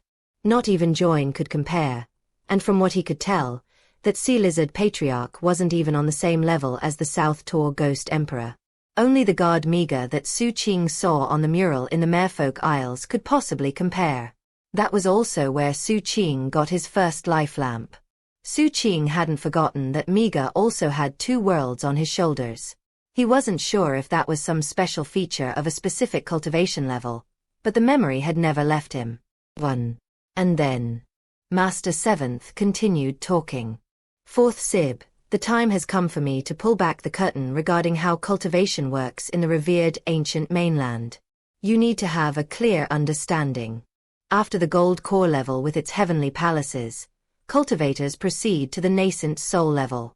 Nascent soul is broken up into sub-levels, which you'll become familiar with later on. What I want to focus on is what comes after nascent soul. Beyond nascent soul are levels that differ as greatly from each other as heaven differs from earth. Of course, the difficulty in progress is also just as dramatic. In fact, each level is like a completely different realm. After nascent soul is the spirit trove level. Spirit trove is divided into the 5 secrets. After the 5th secret is the void returning realm. Void returning is divided into 4 stages. After the 4th stage is the smoldering god realm. Xu Qing's mind spun as Master 7th made this explanation, and then pointed at the South Tor Ghost Emperor Mountain. The 2 worlds he carries signify that he's a 2nd stage smoldering god expert. Our Patriarch, Sir Bloodsmelter, is in the 1st stage of the void returning level, the space-shattering 1000 Darus. The President is in the 2nd stage of the void returning level, which is transformed 10,000 veracities. After those first 2 stages are a 3rd and a 4th stage. Given that, you can imagine the vast difference between those stages and the level of the South Tor Ghost Emperor. If our Patriarch secures an amazing destined opportunity, then he'll have a slim chance of stepping into the 2nd stage of void returning. As for the 3rd stage, it's as difficult to reach as it is to ascend to heaven. In other words, it's almost impossible. Given that, there's no need to even mention the 4th stage. As for the smoldering god level, let's put it this way. Based on my personal research, I don't think there's a single living smoldering god in all of Emperor Receiving Prefecture. In fact, there isn't a single one in all of Sea Sealing County. The only one we have is the half-dead Ghost Emperor, who's in the 2nd stage of the smoldering god level. What's more, he's not even originally from Emperor Receiving Prefecture. He just perished here. Any being that reaches this monumental level of cultivation deserves to be called a god. After hearing all this, Xu Qing was completely and utterly stunned. At the same time, he now had a much more clear understanding of the cultivation levels in revered ancient. Before the Ghost Emperor perished here, Emperor Receiving Prefecture was a barren and infertile place. Though there were cultivation sects, they existed in a state of utter chaos. Very few experts rose to prominence. But after the death of the Ghost Emperor, his life force became nutrients that caused all sorts of living beings to flourish. You could even say that almost all of the 6 major powers in Emperor Receiving Prefecture are connected to him in some way. Forget what outsiders say about the Supreme Arbiter Immortal Society. The reality is that they exist because they have some of the Ghost Emperor's legacy. That's why they're so strong. The 3 spirits from the 3 Spirits Dao Suppressing Mountain are actually manifestations of the Ghost Emperor's 3 spiritual souls. Nethersprite is his human soul, Sunslaughter is his earthly soul, and Sporelight is his heavenly soul. The 2 worlds that exist on the Ghost Emperor's shoulders contain 7 fiends, which are manifestations of his 7 physical souls. The Swordsidges control the supreme beginning Netherflight pillar in the far north. The reality is that the pillar is the Ghost Emperor's weapon, which he plunged into the ground just before he died. Master 7th's words struck Xu Qing's mind like bolts of lightning, especially the final part. He was only now starting to realize how terrifying and powerful the smoldering god realm was. The death of a smoldering god completely transformed an entire prefecture, and paved the way for it to eventually become a place full of powerful experts. It really did seem appropriate to call such an individual a god. It was also quite enlightening for Xu Qing to find out that the merfolk's fallen god Miga was in that level. What's above the smoldering god realm? Xu Qing asked hesitantly. Master Seventh looked up into the dome of heaven, not at the broken face of the god there, but at the starry sky. There may be information about that in the holy lands created by the ancient emperors and imperial sovereigns, or in the histories written by the great species. He flicked his sleeve, and the Dharma skiff vanished. Taking Xu Qing and Ding Shui with him, he floated to the ground. Though Ding Shui had heard everything, her mind wasn't capable of retaining all of the information. Her cultivation base wasn't high enough, and even if she had been able to remember it all, it would do more harm than good. As they landed on the vile ground below, Xu Qing still felt shaken. Master Seventh could tell that he was still digesting all of the new information, and thus led him toward a small town. This was the place that Master Seventh had specially selected for the next part of the journey. It could be considered part of the South Tor Ghost Mountain, though it was quite a distance from the actual mountain itself. However, given how big the mountain was, this village had a perfect view of it. "We're going to stay in this village for a while," Master Seventh said. "Xu Qing, I want you to observe the Ghost Emperor as closely as possible. Every day. You need to create an outline of the image in your mind." With his hands clasped behind his back, Master Seventh led Xu Qing into the village, as well as Ding Shui, who didn't dare to utter a word. The village wasn't very big. The paths crisscrossing the place were dirty, and the cold autumn wind blew leaves into big piles in the corners of all the buildings. It seemed like a very bleak place. However, there was something about the village that was unusual, and that was, there were just as many old people as there were young people. That stuck out to Xu Qing. Ding Shui had no idea what it signified. But Xu Qing knew. At the moment though, he wasn't inclined to look more into the situation. Observing the South Tor Ghost Emperor was far more important. The arrival of 3 newcomers caught the attention of the villagers. It wasn't common for outsiders to come to a place like this. That said, the fact that the group was made up of a young man and woman, plus an older man, made a great cover story. They seemed like a family of 3. As a result, they didn't stick out too much. That said, given the dog-eat-dog nature of the world, the villagers were inherently a bit hostile toward outsiders, and kept their guard up. Even after Master Seventh bought a house for the 3 of them to live in, that hostility remained. Xu Qing wasn't worried about all that. He spent his time seated cross-legged in the house, looking at the distant mountain. It was similar to when he had sought enlightenment of the supreme vastness solitary saber. He worked hard to force the image to remain in his mind. Unfortunately, it was a difficult process. The level of difficulty involved far surpassed that of the supreme vastness solitary saber. Thankfully, Xu Qing had never been an impatient person. Day after day, he simply gazed at the mountain, gradually becoming calmer and calmer. Slowly but surely, his mind became blank. Each morning, Master Seventh would take Ding Shui for a walk in the village. He smiled a lot, and made a habit of chatting with the villagers. Gradually, the neighbors started to get used to him. Whenever people asked where they were from, Master Seventh would smile bitterly, but not give any details. People would nod thoughtfully, and soon enough, the locals had come up with their own story about this old man's bitter past. When people asked about the girl who accompanied him, he always brightened up. He would tell them that she was his daughter, and that the young man who stayed indoors all the time was his son-in-law who had married into the family. Boo.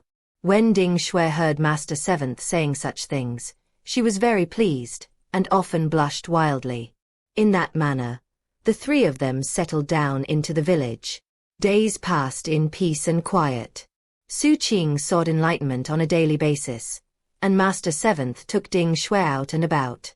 As the villagers got used to the situation, they gradually let their guard down. As that happened, their curiosity about the newcomers grew more obvious. Though the villagers lived hard lives, they were close to each other. As their hostility toward the newcomers faded, it came to be replaced with kindness and even warmth. It was something that didn't happen a lot considering the state of the world. There were a lot of old people and also a lot of young people.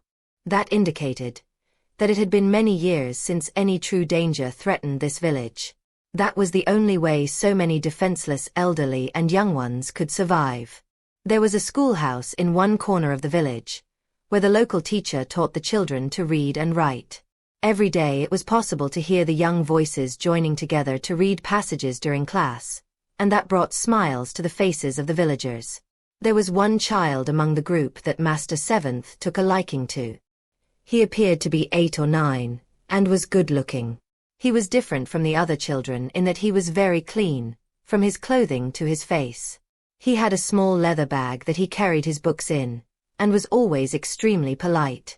When Master Seventh and Ding Shui occasionally ran into him after school was out, the boy would look bashfully at Ding Shui, and would cower a bit when he looked at Master Seventh. That said, he would always offer a respectful bow, after which he would run home. He lived right next to the house Master Seventh had purchased. His father was a carpenter and his mother made a living mending clothes. Every morning, they would watch as their son ran off to school, and in the evening, they would wait at the door for him to return. Every night, they would light a lamp and eat dinner by the window. The sight of their shadows cast on the window made a very homely scene. Everything looked very normal. However, Master Seventh's eyes glittered when he took it all in. In fact, at one point when he sat next to Xu Qing looking at the Ghost Emperor, he smiled and said, "Fourth Sib, what would you and your elder brothers and sister say if I added a fifth Sib to the mix?" Xu Qing wasn't paying very close attention to Master Seventh. He was focused on the mountain, his eyes somewhat blank. In fact, when he closed his eyes, the image of the Ghost Emperor started to take form in his mind.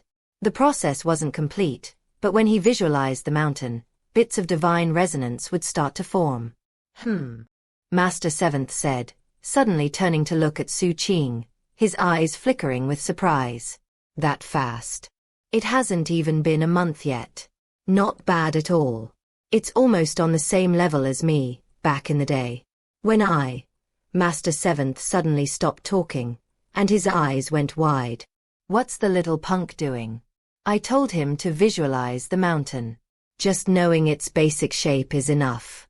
But he's actually trying to make an exact copy? 1. The sea lizard, Patriarch, was revealed in Chapter 93 and also mentioned in Chapter 165. And of course Join showed up in the chapter which bears her name, Chapter 121. The meager mural arc started in Chapter 123. 2. In traditional Chinese culture, the wife usually marries into the husband's family, and leaves her family to live with them. But that isn't a hard and fast rule. Historically and even in modern times, it's possible for the husband to marry into the wife's family, rare though it may be. It's that sort of arrangement that's mentioned here. Fun fact, back before Madame Deathblade and I got married, I suggested to her that I marry into her family. Her mom didn't approve. It's a complicated situation, and I won't go into the details. What's more, now that I look back at the overall circumstances back then, I kind of facepalm when I think about how I pushed for that. Again, it's complicated. Chapter 307. Faceless Ghost Mountain. Whatever. Fourth Sib is young. It's not going to hurt to let him hit his head against the wall a bit. There's no way he'll perfectly copy the Ghost Emperor's resonance. Or this fourth Sib has too much ambition. After eyeing Xu Qing once more, Master Seventh stood, clasped his hands behind his back, and left. Xu Qing, meanwhile, wasn't even aware of what was going on around him. He had lost track of the passage of time, and was completely focused on making a full copy of the Ghost Emperor. As his master had explained, that was the only way for him to cultivate the Gruglum Dao seizing art, which was a technique that Xu Qing felt truly fit him well. He really wanted to have it available the moment he stepped into Gold Core. And therefore, he needed to work hard at his current task. Worried that a mere outline of the mountain wouldn't be enough, he was deeply focused on getting a very detailed image. Xu Qing didn't know what resonance was, but his way of thinking wasn't complicated. He just wanted to have a very detailed and lifelike image of this god in his mind. He wanted it to be as close to the real thing as possible. It was similar to copying a painting, except he was doing it mentally. Therefore, after succeeding at creating a general outline, he went in to add all the specific details. And that process was very, very difficult. If you asked someone with no artistic training to make an outline of something, they probably could. But if you asked them to fill in realistic details, it would be a lot harder. In fact, Xu Qing had just now noticed a mistake in his copy. He had filled in the details in the wrong way, making the image look strange. Acting on instinct, he erased the image and started over. An outsider wouldn't have any idea the level of enlightenment he was attaining through that process. However, Master Seventh could see the clues. In fact, those clues were what caused Master Seventh, who had just walked out, to suddenly stop in place and turn back to look at Xu Qing. What's going on? How come I just sensed a bit of resonance? Master Seventh looked more closely. Now it's gone. How come the outline he had already fixed in his mind is gone? What's Fourth Sib doing? After observing Xu Qing for a while longer and realizing that he was in a state of deep calm, Master Seventh finally left. That day, he had a nice walk with Ding Shui, but couldn't stop wondering about Xu Qing. When they got back that evening, he hurried over to check what was happening. When he saw Xu Qing, he was stunned. The outline is back. That fast. And that resonance is also there. Hey, wait. It's gone again. Master Seventh was so surprised he considered smacking Xu Qing to break him out of his trance. In the end, he held back. Days went by until the second month passed. Eventually, Master Seventh resigned himself to the strange things that were happening with Xu Qing. Just about every day he sensed that Xu Qing had dispelled the image within him and started over. Eventually, he realized what was happening. I told him to copy an outline, that's all. Fourth Sib, you really don't need to do this. What are you up to? Showing off your powers of understanding. Master Seventh chuckled wryly. Truth be told, over the last month, his admiration for Xu Qing had grown even more, and he was starting to gain a new appreciation for his powers of understanding. This brat is actually a great fit for the Taoist magic of the Supreme Arbiter Immortal Society. Their true legacy comes from the Ghost Emperor. In some respects, the little punk is perfectly suited for the Tao of the South Tor Ghost Emperor. In fact, maybe that's why he's such a beast when it comes to enlightenment. As Master Seventh contemplated those things, Xu Qing reached a critical point in the enlightenment process. He treated his sea of consciousness like a canvas, and his powers of understanding as a brush. Over and over again, he painted the Ghost Emperor Mountain. Over and over again, he erased it and started over. As a result, the Ghost Emperor Mountain in his sea of consciousness grew more and more lifelike. As he made adjustments to the various details, and as he started over repeatedly, the image grew more detailed and complex. However, the Ghost Emperor in the image didn't have a face. Every time he tried to do the face, it just didn't seem right. Truth be told, he actually wasn't happy with the image as a whole. However, if any outsider could see it, they would be absolutely astonished. After all, it was rare for someone in Foundation establishment to be capable of something like this. It required incredible powers of understanding. Unfortunately, Xu Qing felt like he was far, far from a satisfactory result. Though the Ghost Emperor Mountain in his sea of consciousness was extremely lifelike, to him, it felt like an empty shell. At the very most, it was a pretty shell. In terms of creating a perfect copy, Xu Qing felt like he had only reached a level of 1/1,000,000. Furthermore, no matter how hard he worked, he couldn't do any better. After the image formed in his sea of consciousness, he couldn't do anything further with it. Finally, on the 67th day, he opened his eyes, and within them swirled a mysterious resonance. Yet, Xu Qing sighed. After looking around, he found that Master Seventh was sitting calmly off to the side. Master, I can't continue to seek enlightenment. Don't be discouraged, Master Seventh said coolly. Although you weren't able to succeed in 3 days like I did years ago, I know you've done all that you can do. Though Master Seventh looked like he was trying to be encouraging, the truth was that he was inwardly astonished to find that Xu Qing really did have some of the resonance of the Ghost Emperor Mountain. It was only a sliver, but if word spread about that, the Supreme Arbiter Immortal Society would be thrown into a frenzy. Master, my powers of understanding have limits. And I've reached them. Xu Qing bowed his head and mused that he really couldn't compare to his master. In his mind, his master was like a profoundly deep pool whose bottom was impossible to see. And he felt regret that he had to stop seeking enlightenment after barely more than 60 days. Though his mental image of the Ghost Emperor Mountain emanated a black glow and shocking fluctuations, it was far, far from being the perfect version he wanted. All he could do was summon the outline version. Master Seventh looked at Xu Qing and sighed inwardly. The bit of resonance he had noticed after Xu Qing opened his eyes wasn't the only change.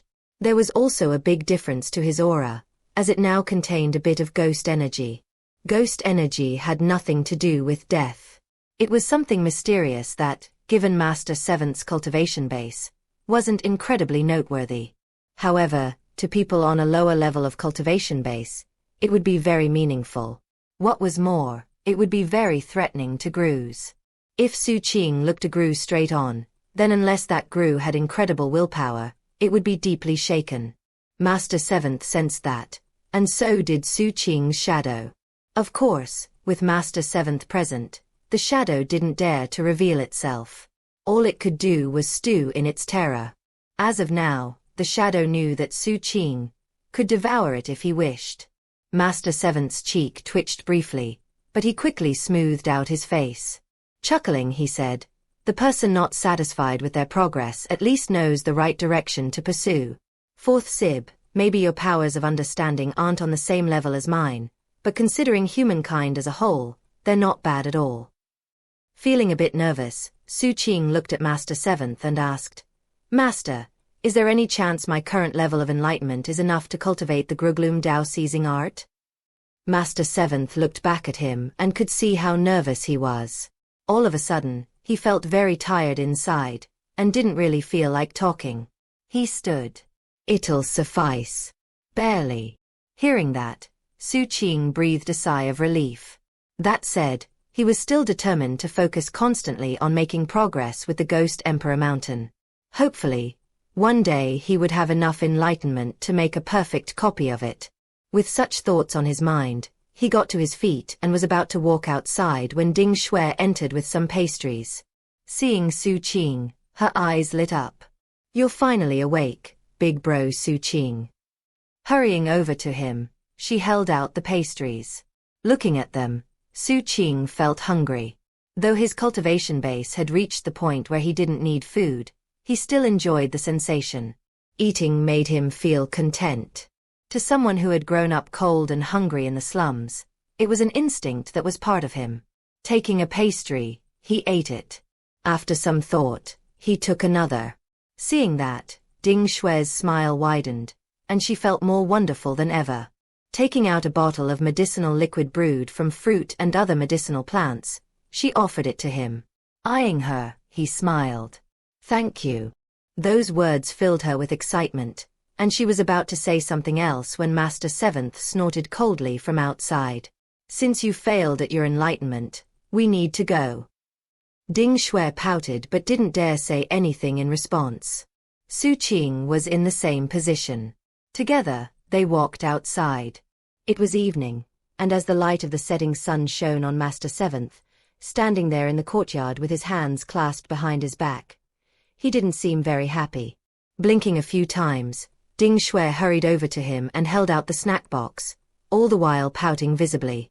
Seeing that, Master Seventh relaxed a bit, and even looked pleased. It was an expression that Xu Qing had seen before. It reminded him of the old innkeeper from Plank Spring Way. And that made him think of that white anaconda back at the inn. As Xu Qing reminisced, Master Seventh ate a pastry. Then he took out a white identity medallion and tossed it to Xu Qing. Give that to the kid next door who's about to get off of school. I don't get out often, so since we're traveling, I want to spread the net, so to speak. Let's see if we can find a fifth sib somewhere in Emperor Receiving Prefecture. I'll wait for you outside the village. With that, Master Seventh took Ding Shui with him out of the village, though she seemed loath to part with Xu Qing. Tangerine-colored light filtered onto the village from above as Xu Qing sat down on a nearby stone fence. Watching the sunset, he waited. The spot he had picked was right on the road leading to the neighbor's house. Before long, he saw a boy skipping down the path, a leather bag slung over his shoulder. He seemed very clean. Whenever he saw any of the other neighbors, he bowed politely, always smiling and always happy. When he got close to home and saw Xu Qing sitting on the stone fence, he stopped. "Hello, big brother." His smile seemed a bit forced, and even slightly scared. Xu Qing could sense that the fear was real, but he also realized that, deep within this boy was a profound ferocity that seemed just on the verge of exploding out. Chapter 308. Just like reincarnation. At almost exactly the same time as the boy opened his mouth, the door of the house behind him silently opened. The boy's parents stepped out, faces expressionless but eyes cold as they looked at Xu Qing. Dark clouds rolled out to cover the evening sky, and raindrops began to fall. Thunder rumbled and lightning bolts crashed off in the distance. As the rain fell, villagers scurried home. The breeze kicked up the dirt and leaves in the street. To any casual observer, it would look like nothing more than an everyday storm. But Xu Qing could see that it was all happening because of the boy in front of him. Well, isn't this interesting? Turning, he examined the boy's parents. As he did, the Ghost Emperor Mountain in his sea of consciousness glittered, and his pupils suddenly shone. The boy's parents shivered, and the coldness in their eyes suddenly changed to astonishment and terror. The exact same expression appeared in the eyes of the boy. Xu Qing didn't exert any pressure. After looking at them, he reined in the image of the Ghost Emperor Mountain, then looked away from the parents. They weren't of any concern to him. What he was interested in was the boy with the forced smile on his face. Xu Qing hopped off the fence and stepped forward. The boy's face fell, and he backed away. Xu Qing tossed the white command medallion in his direction. That qualifies you to join 7 Blood Eyes in the 8-sect coalition. The boy didn't catch the medallion, and it landed on the ground with a thump. Xu Qing didn't care. He started to walk, and as he passed the boy he said, "Do you want to become human?" He walked out of the village. After he was gone, the rain fell heavily. The pitter-patter of the water mixed with the crash of thunder as the ground, and the village itself, was washed clean. Within that rain, the boy stood where he was, as did his parents. They didn't move. All of them were looking at the white command medallion sitting there being rained upon. Eventually, the boy spoke. "What do you think? Should I go check it out?" The boy's parents didn't respond. "Right," the boy murmured. "I forgot. I created you. You have simple minds, and couldn't possibly answer that question." He looked at the command medallion, his heart starting to pound. The boy wasn't human. Nor was he non-human. He was actually a Gru, and a very special kind of Gru at that. He didn't have amazing battle prowess, but could think as clearly as any of the countless other intelligent species that inhabited the world. And yet, for some unknown reason, he had a very deep-seated desire to live as a human. Years ago, after finding this village, he had taken human form. He had also created these 2 parents. Every day he happily attended class at school. Over and over again. After a number of years passed, he would erase the villagers' memories of him and start over. And thus, he lived endless happy days as a young student. Truth be told, he had already forgotten how long he had been doing this. Maybe years. Maybe generations. He'd watched his schoolmates grow up, get old, and die. Yet he had always remained the same. Throughout all those years, he had always kept the village safe. That was why it was such a peaceful place, and why it had so many elderly people and young ones. Xu Qing had seen all of that thanks to the Ghost Emperor Mountain. And he had also realized why Master Seventh wanted the boy to have an identity medallion. As for whether or not the boy would make it to 7 Blood Eyes, that wasn't something Xu Qing needed to worry about. He just knew that this Gru was definitely different from the others. As the rain fell, Xu Qing floated up to the Dharma skiff and stepped aboard. Master Seventh didn't ask any questions. He just flicked his sleeve, sending the Dharma skiff shooting off into the distance. Master Seventh didn't seem to be in a hurry to get back. He took his time traveling. On one occasion, he took Xu Qing and Ding Shui into a big city. Crouching in a tree outside the mansion of a rich family, he observed a young prince. Another time, they went to a small nation, where he watched some suffering commoners. Xu Qing had no idea what Master Seventh was thinking at that point. On another occasion, they went to a place similar to a scavenger base camp. Master Seventh seemed amused by everything that was going on, and would occasionally ask Xu Qing and Ding Shui what they thought of one particular person. When Master Seventh saw someone he approved of, he would have Xu Qing deliver a white command medallion. All those who got such a medallion were young men and women in their teens. They included a rich prince, a destitute scholar, a beggar girl, and an emaciated child. As all of this played out, Xu Qing gradually thought back to his time in the scavenger base camp, and Master Seventh's servant. On this particular outing, Master Seventh hadn't seen fit to bring the servant along, so the work was left to Xu Qing. Xu Qing eventually came to realize that everyone Master Seventh gave a medallion to had some unique quality. For example, the prince's soul and fleshly body weren't very well connected. No ordinary person would be able to spot that, but now that Xu Qing's vision was augmented by the Ghost Emperor Mountain, he saw it right away. That indicated that the prince had been possessed. The silly beggar girl in the impoverished nation seemed happy to beg for food, yet her body was ravaged by rot. What was more, anyone who bullied her during the day would suffer nightmares when they slept. The nightmares came from the girl. During the evenings, she would scrape off the rotting parts of her body and use them to create a curse of some sort. It wasn't any sort of magical technique, but rather, some sort of innate ability. She hid it so well that no one had any idea what she was doing. What was more, the people who suffered from the nightmares didn't die from them. However, their chances of suffering from fatal accidents dramatically increased. In one of the scavenger-like locations, there was a boy who worked at a medicine shop. Every evening, the owner of the shop would force the boy to eat sludge, after which the boy would bleed profusely. The shop owner would carefully collect the blood, then put it into bottles and sell it the next day as a healing tonic. Tightly kept secrets like this were things that Master Seventh was adept at noticing. As a result, Xu Qing learned a lot.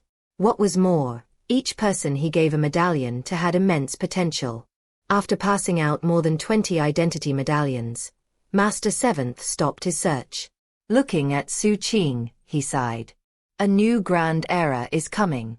Last time I searched Emperor Receiving Prefecture like this, people with potential were hard to find. In the end, the only one I found was your third elder brother. But nowadays, there are a lot more people with potential. This time, as before, I plan to select 1 out of 50.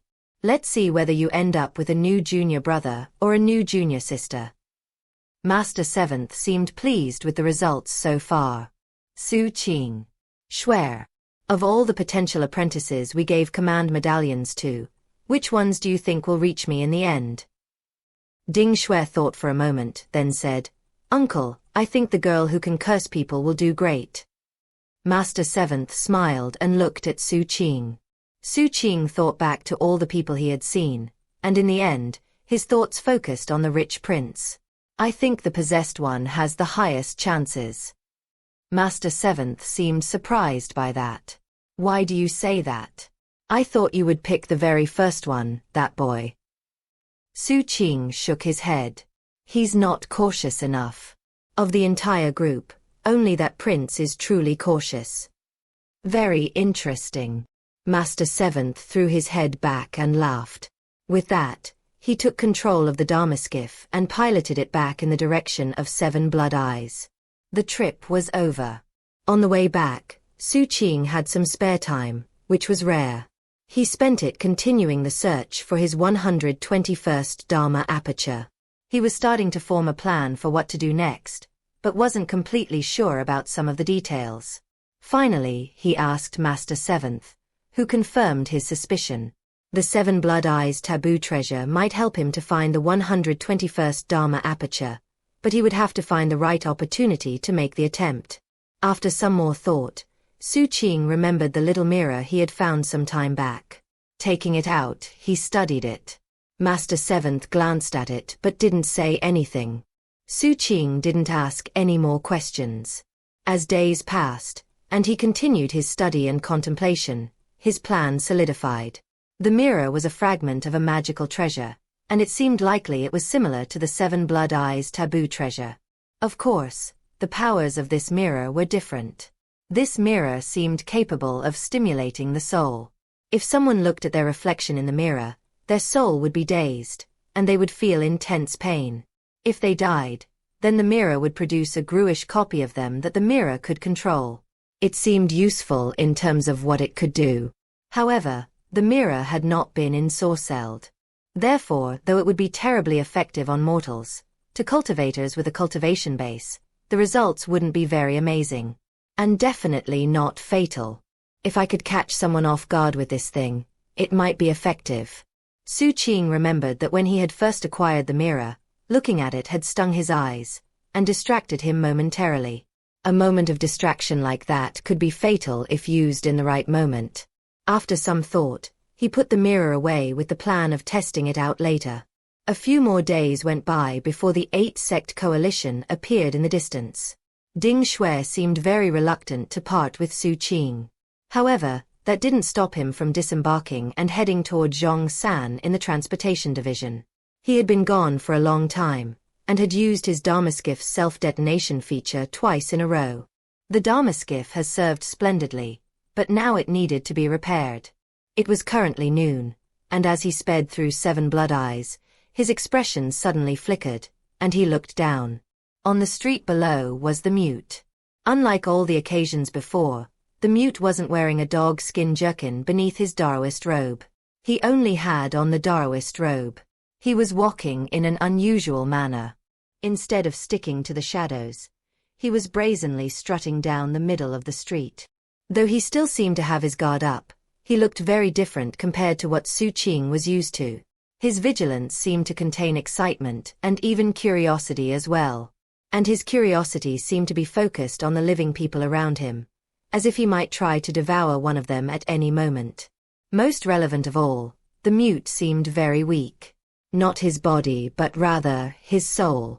Xu Qing had seen something like that before. It reminded him of that rich prince who had been possessed.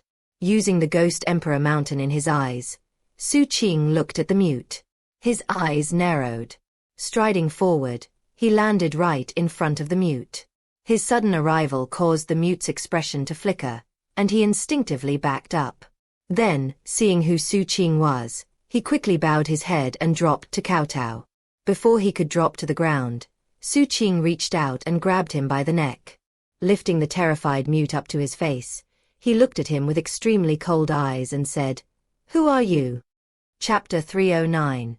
The wind sweeping through the tower heralds a rising storm in the mountains. The mute's eyes shone with terror, and he was trembling from head to toe. He wanted to fight back, but Xu Qing's hand was clamped onto his neck like an iron vice. Struggling wouldn't do any good. Due to the vast difference in their cultivation bases, he wasn't remotely capable of fighting back against Xu Qing. After all, he was only close to being in Foundation establishment. There was something strange about the mute's cultivation base. He was somewhere between Qi condensation and Foundation establishment, almost as if he had started the breakthrough process but not completed it. There were a lot of pedestrians on the street, including disciples from both 7 Blood Eyes and other sections. Those who saw what was happening with Xu Qing and the mute were visibly surprised. The mortals present all hurried away, while the cultivators clasped hands and bowed. Given Xu Qing's status in the 8-sect coalition, no one would bat an eye if he grabbed a disciple by the neck. He could slaughter people on the street and nobody would react. At most, He might get reprimanded for doing something like that. In fact, if he had a good explanation, then he wouldn't even get reprimanded. In some respects, he represented all the disciples in his generation in the coalition. Xu Qing looked coldly at the mute and thought back to when they had both been on the river inspection tour. The mute had been in the great circle of qi condensation, just on the verge of reaching foundation establishment. Given Xu Qing's current state, and with the added asset of what he could see with his ghost emperor mountain eyes, the explanation suddenly occurred to him. The person in front of him was nothing more than a shell. The dominant soul inside was not that of the mute. Without a word, Xu Qing flew back to his berth, bringing the mute with him. Taking out his Dharma skiff, he stepped aboard. Once in the cabin, he activated his Stygian flame, and sent fire into the mute through his neck. A mournful scream erupted from the mute's mouth. As his body twitched and shivered, Xu Qing extracted a soul from inside of him. This soul did not resemble the mute. It was a conglomeration of pulsating black mist that emanated an evil aura and strong mutagen. Thanks to the Stygian flame, the soul could do nothing more than spasm. A moment later, Xu Qing's shadow stretched out, its open eyes filled with hunger. The soul started spasming even more violently. In the end, Xu Qing inhaled, sucking the soul into him and imprisoning it in his 61st Dharma aperture. His Dharma force surged as he began the assimilation process. Meanwhile, the mute shivered, and his eyes finally flickered with a familiar look. Face completely expressionless, Xu Qing released the mute.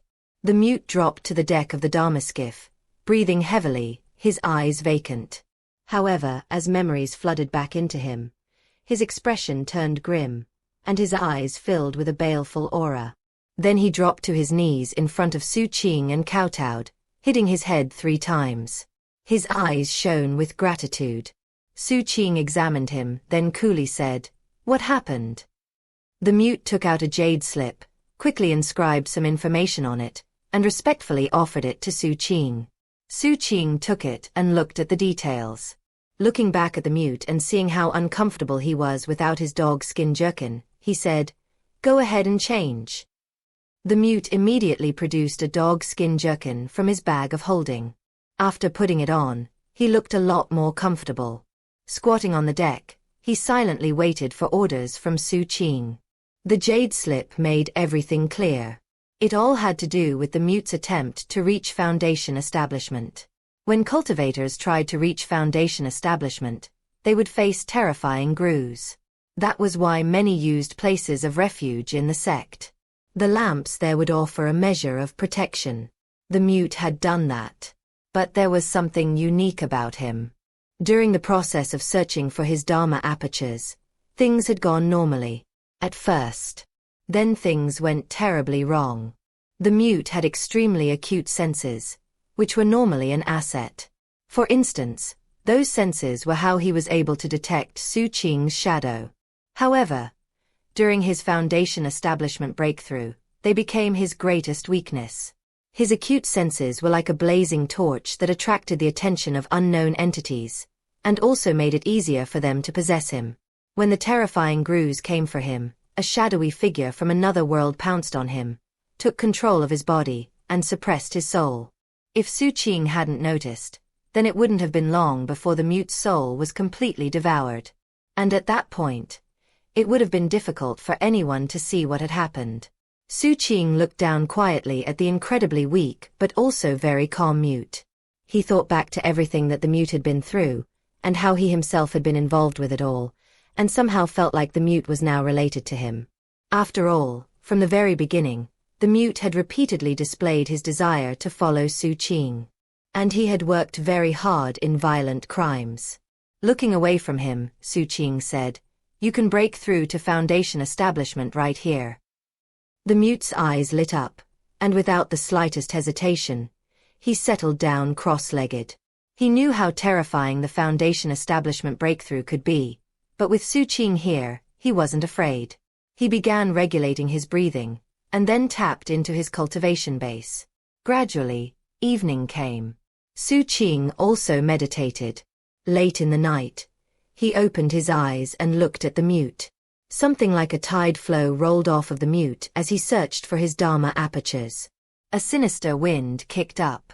Xu Qing's expression was the same as ever as a black umbrella flickered into being overhead.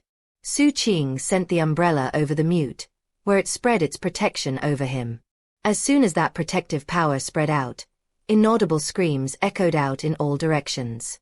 Beneath the fire of that black umbrella, countless shadows fled.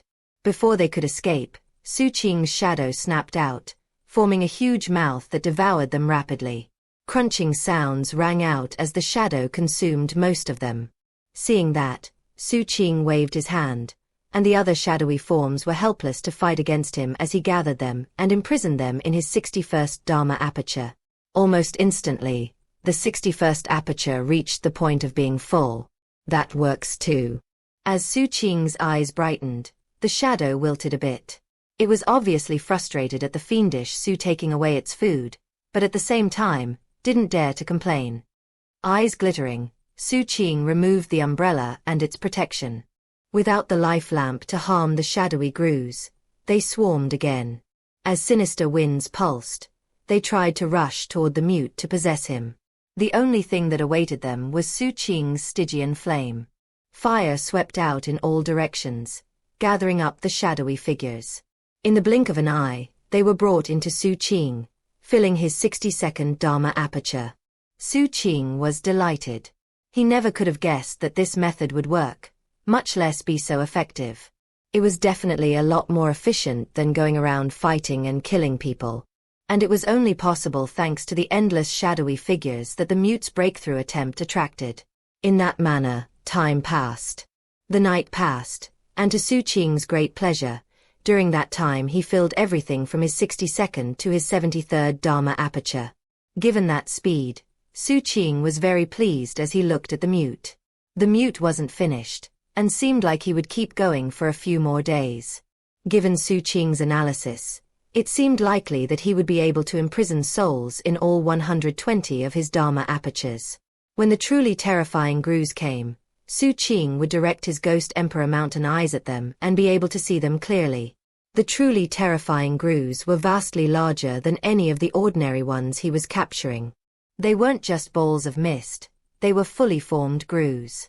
For example, right now Xu Qing was looking at one that resembled a huge black fish. It was several hundred meters long, and it circled the area in terrifying fashion before preparing to close in. Before it could, Xu Qing stepped to the mute's side, lifted his hand, and pushed out. The black fish shivered and made to flee. Before it could, Stygian flame whipped out, creating something like a huge net that wrapped up the giant fish, then shrank down, destroying the fish and causing soul power to surge into Xu Qing. After imprisoning it in his 74th Dharma aperture, that aperture was complete. Feeling very pleased, Xu Qing sat down to meditate and wait. Because the mute had previously gone through some of the Foundation establishment breakthrough process, the rest didn't take long. His search for Dharma apertures only took 7 days. Even still, the mute was like a bright torch on a dark night, which gave Xu Qing plenty of opportunities to go fishing. It didn't take long for him to blow past 80 Dharma apertures, then 90. And by the 6th day, he had filled all of his 120 Dharma apertures with imprisoned souls. However, he wasn't finished yet, as it was possible to replace the existing souls with better ones. Therefore, on the 7th day, Xu Qing waited patiently, and thus managed to snare 3 of the extremely powerful grooves. At that point, the mute was done searching for Dharma apertures, and was able to start the true breakthrough. The encroaching shadowy figures vanished and didn't return. Xu Qing was a bit disappointed at that, but overall, was very pleased. On the 9th day, as a light rain fell, the mute opened his eyes. He had just opened his first Dharma aperture, and from the Dharma force fluctuations, it was obvious he had succeeded in reaching Foundation establishment. After sensing his cultivation base, he excitedly kowtowed to Xu Qing, knocking his head against the deck of the Dharma skiff. Xu Qing eyed him and calmly said, "You should study the balefire soul-swallowing scripture. Ignite your first life flame as quickly as possible. After all, without the profound radiant state, you're like a wild chicken." Only with the profound radiant state can you truly be considered a foundation establishment cultivator. The mute continued to kowtow loudly, his eyes shining with determination. Outside of the 8-sect coalition in the not-too-distant Supreme Arbiter Salvation Mountains, there was a lonely grave. 2 figures walked through the rain toward that grave. It was a silent night with no sound whatsoever, as if the arrival of these 2 figures ensured that the living beings in the area remained quiet. Only the fall of the rain could be heard, bleak and cold. Both figures wore voluminous black cloaks with hoods that hid their heads. The only thing visible were masks resembling the broken face of the god. The masks emanated a terrifying and unsettling aura that filled the area and made the air around the 2 figures ripple and distort. From a distance, it almost seemed like these 2 figures were gods walking through the rain. However, no beings they encountered, regardless of their cultivation base, would notice them. That was because their life level was completely different. These 2 were Night Dove and his master. "We'll be at the 8-sect coalition soon," said the person in the lead position. He sounded like a young man. "Is the person who invited us to see his performance ready?" "Yes, he's ready, Lord." Chapter 310. Blood-soaked performance, prelude. Master 7th had given Xu Qing a path to follow, which led to him copying the image of a god, although without the face. Xu Qing had given the mute a path to follow, to study the balefire soul-swallowing scripture, which was a path of slaughter. He felt that it was fitting for the mute. Xu Qing could tell that his life up to this point had been one of killing and brutality. In acting as Dharma protector for him these past days, Xu Qing had felt like he was looking at the old version of himself. The world was a fickle place, and only by means of cultivation could one find safety and stability. The mute was a killer, and people like that, people like Xu Qing, were suited to the cultivation of the balefire soul-swallowing scripture. The mute took Xu Qing's advice to heart. He had always been a willing follower. It was an instinct of his to revere the powerful. After seeing the mute off, Xu Qing didn't rest. He immediately headed toward the transportation division. However, when he arrived, it was evening, and the first thing he saw was a blushing female disciple next to Zhong San. Zhong San, meanwhile, was contently smoking his pipe. Xu Qing recognized the female disciple. She was an alchemy cultivator from the second peak, and Xu Qing remembered seeing her with Gu Muqing when they came to ask Zhong San about bodyguard services. She wasn't unusually pretty, but was good-looking. Seeing Xu Qing approaching, she blushed even harder, then quickly clasped hands and left. 1. Xu Qing wasn't going to pry into Zhong San's affairs, and was just about to ask about something else when Zhong San proudly lifted his chin. "Well, what do you think? I'm dashing enough, right? Incredible," Xu Qing said, nodding earnestly. He knew that this specific reaction tended to please others. Whether it was the captain or his master, everyone seemed to like it. When Zhong San saw his facial expression, he looked very happy. Lifting his hand, he pointed at Xu Qing and said, "Hand it over. You blew up your Dharma skiff, right? Did you finally see the participation effect?" Xu Qing thought back, then shook his head. He took out the Dharma skiff. "You didn't see it? Impossible." Zhong San anxiously examined the Dharma skiff. After a moment, he seemed to be hit with understanding. "Oh, that's what's going on. You didn't use all of the self-detonations. That said, Xu Qing, this is the first time you actually brought this thing back in one piece. I'm sure it wasn't easy. Keep it up." Zhong San laughed heartily. 3 days. I'll have it done by then, and it'll be exactly the same as before. You need to get moving, Xu Qing. Fill those Dharma apertures with souls, that way you can form a spirit automaton and upgrade this thing. "I already did," Xu Qing replied calmly. "Ha!" Zhong San was stunned. He also cultivated the balefire soul-swallowing scripture, and knew how much effort and slaughter it would take to fill 120 Dharma apertures with souls. And he hadn't forgotten that Xu Qing actually had 4 life flames. That fast. Xu Qing nodded, then ignited all 120 of his Dharma apertures. Countless screams rang out from the numerous souls imprisoned within him.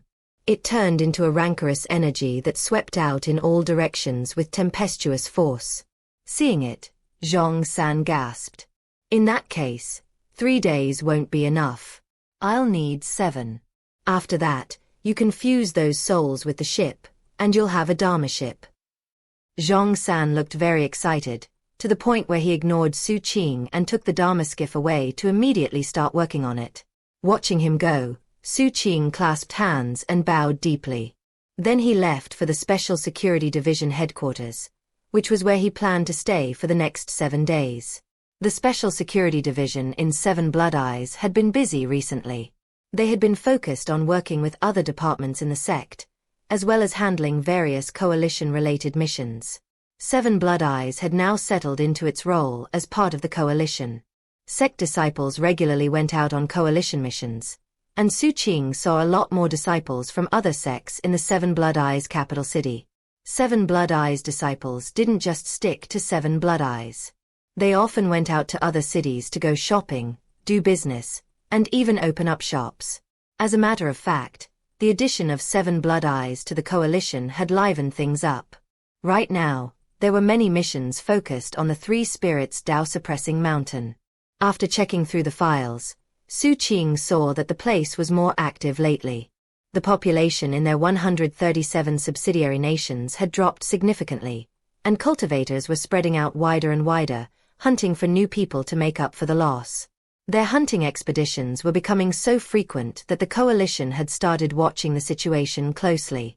Occasionally, friction arose between the two organizations as a result. The captain was nowhere to be found. Xu Qing wasn't sure what he was up to, but when he realized Wu Jianwu was also seemingly missing, he had to wonder what the two of them were planning. Xu Qing looked suspiciously in the direction of the Dark Serenity sect for a moment, then looked away. Some of the officers from the Special Security Division had recently left for a second inspection tour of the tributary. Xu Qing and the captain weren't going along this time. Instead, there were some 2 Flame Foundation establishment officers from the 5th Peak who would take charge. Because of all that, the Special Security Division seemed a lot emptier than usual. Xu Qing liked peace and quiet, so he was perfectly happy with things in the Special Security Division. Sitting down cross-legged in his office, he focused again on his 121st Dharma aperture. I can open it in a spot between life and death. On the way back from the recent outing, he had come up with a plan for how to open that 121st aperture. It was still just a fledgling plan, and would require a lot of flexibility and adjustment. I might need the help of the Seven Blood Eyes taboo treasure. Xu Qing thought back to what Master Seventh had said about that subject. And now, he just wanted to wait 7 days until his Dharma skiff was upgraded to a Dharma ship. Then he would go to visit the taboo treasure and do some tests. That said, he knew that this plan of his would be dangerous. He was even a bit hesitant as to whether or not he should really try it. I don't need to worry about that for now. In 7 days, I can just go there and check things out. That was his decision. As far as he was concerned, it would be great to open that 121st Dharma aperture, but if he couldn't do it, he wouldn't worry about it. For the following days, he remained calm and focused on refining all of the various aspects of his plan. On the evening of the 7th day, he got a voice message from Zhong San letting him know that his Dharma skiff was finished. Putting away the transmission jade slip, Xu Qing stood and left the Special Security Division.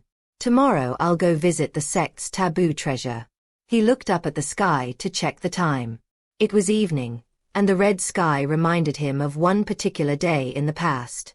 The red clouds that spread out cast red light onto the face of the broken god above. Everything seemed like the color of blood. Xu Qing looked away. For some unknown reason, he felt jittery.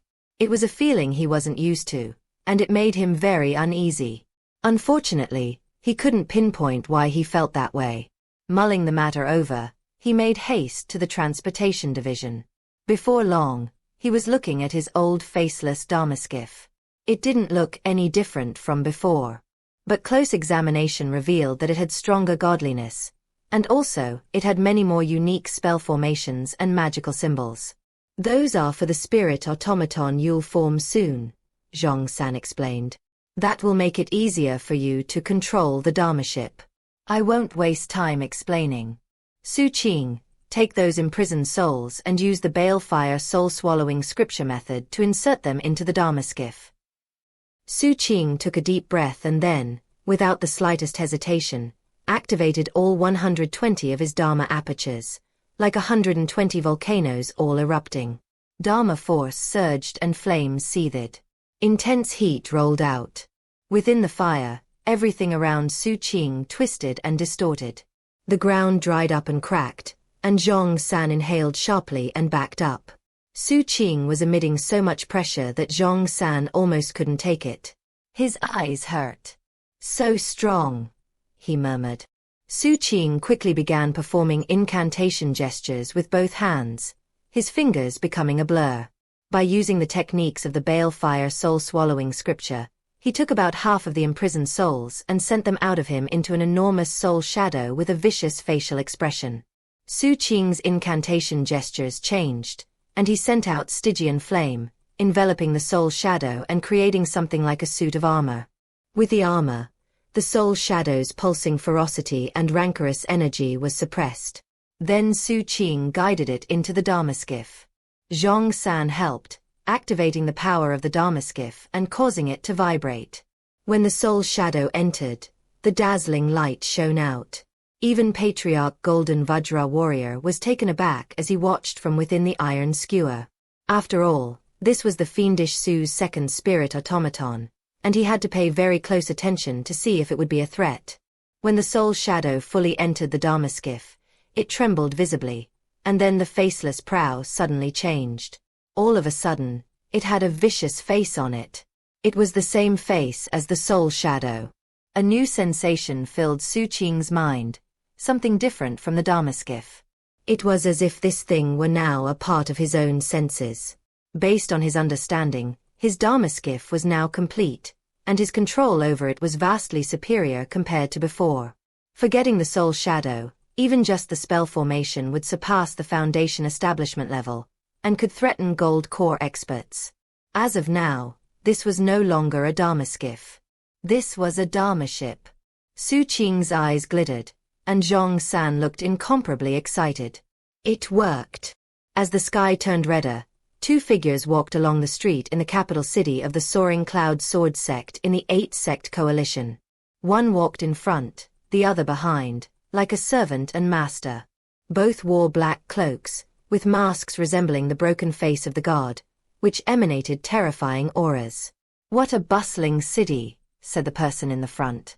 He sounded like he was young, and also sounded like he was smiling. "Will the performance begin soon, Night Dove?" "Lord, I received a response to the inquiry. The performance will begin shortly." At almost exactly the same moment that Night Dove responded, the water in the everlasting immortal Profundity River tributary outside of the 8-sect coalition changed. It turned pitch black. 1. The scene with Zhong-san and the second Peak disciples was in Chapter 94, though this girl wasn't specifically mentioned there. Visit and read more novel to help us update chapter quickly. Thank you so much.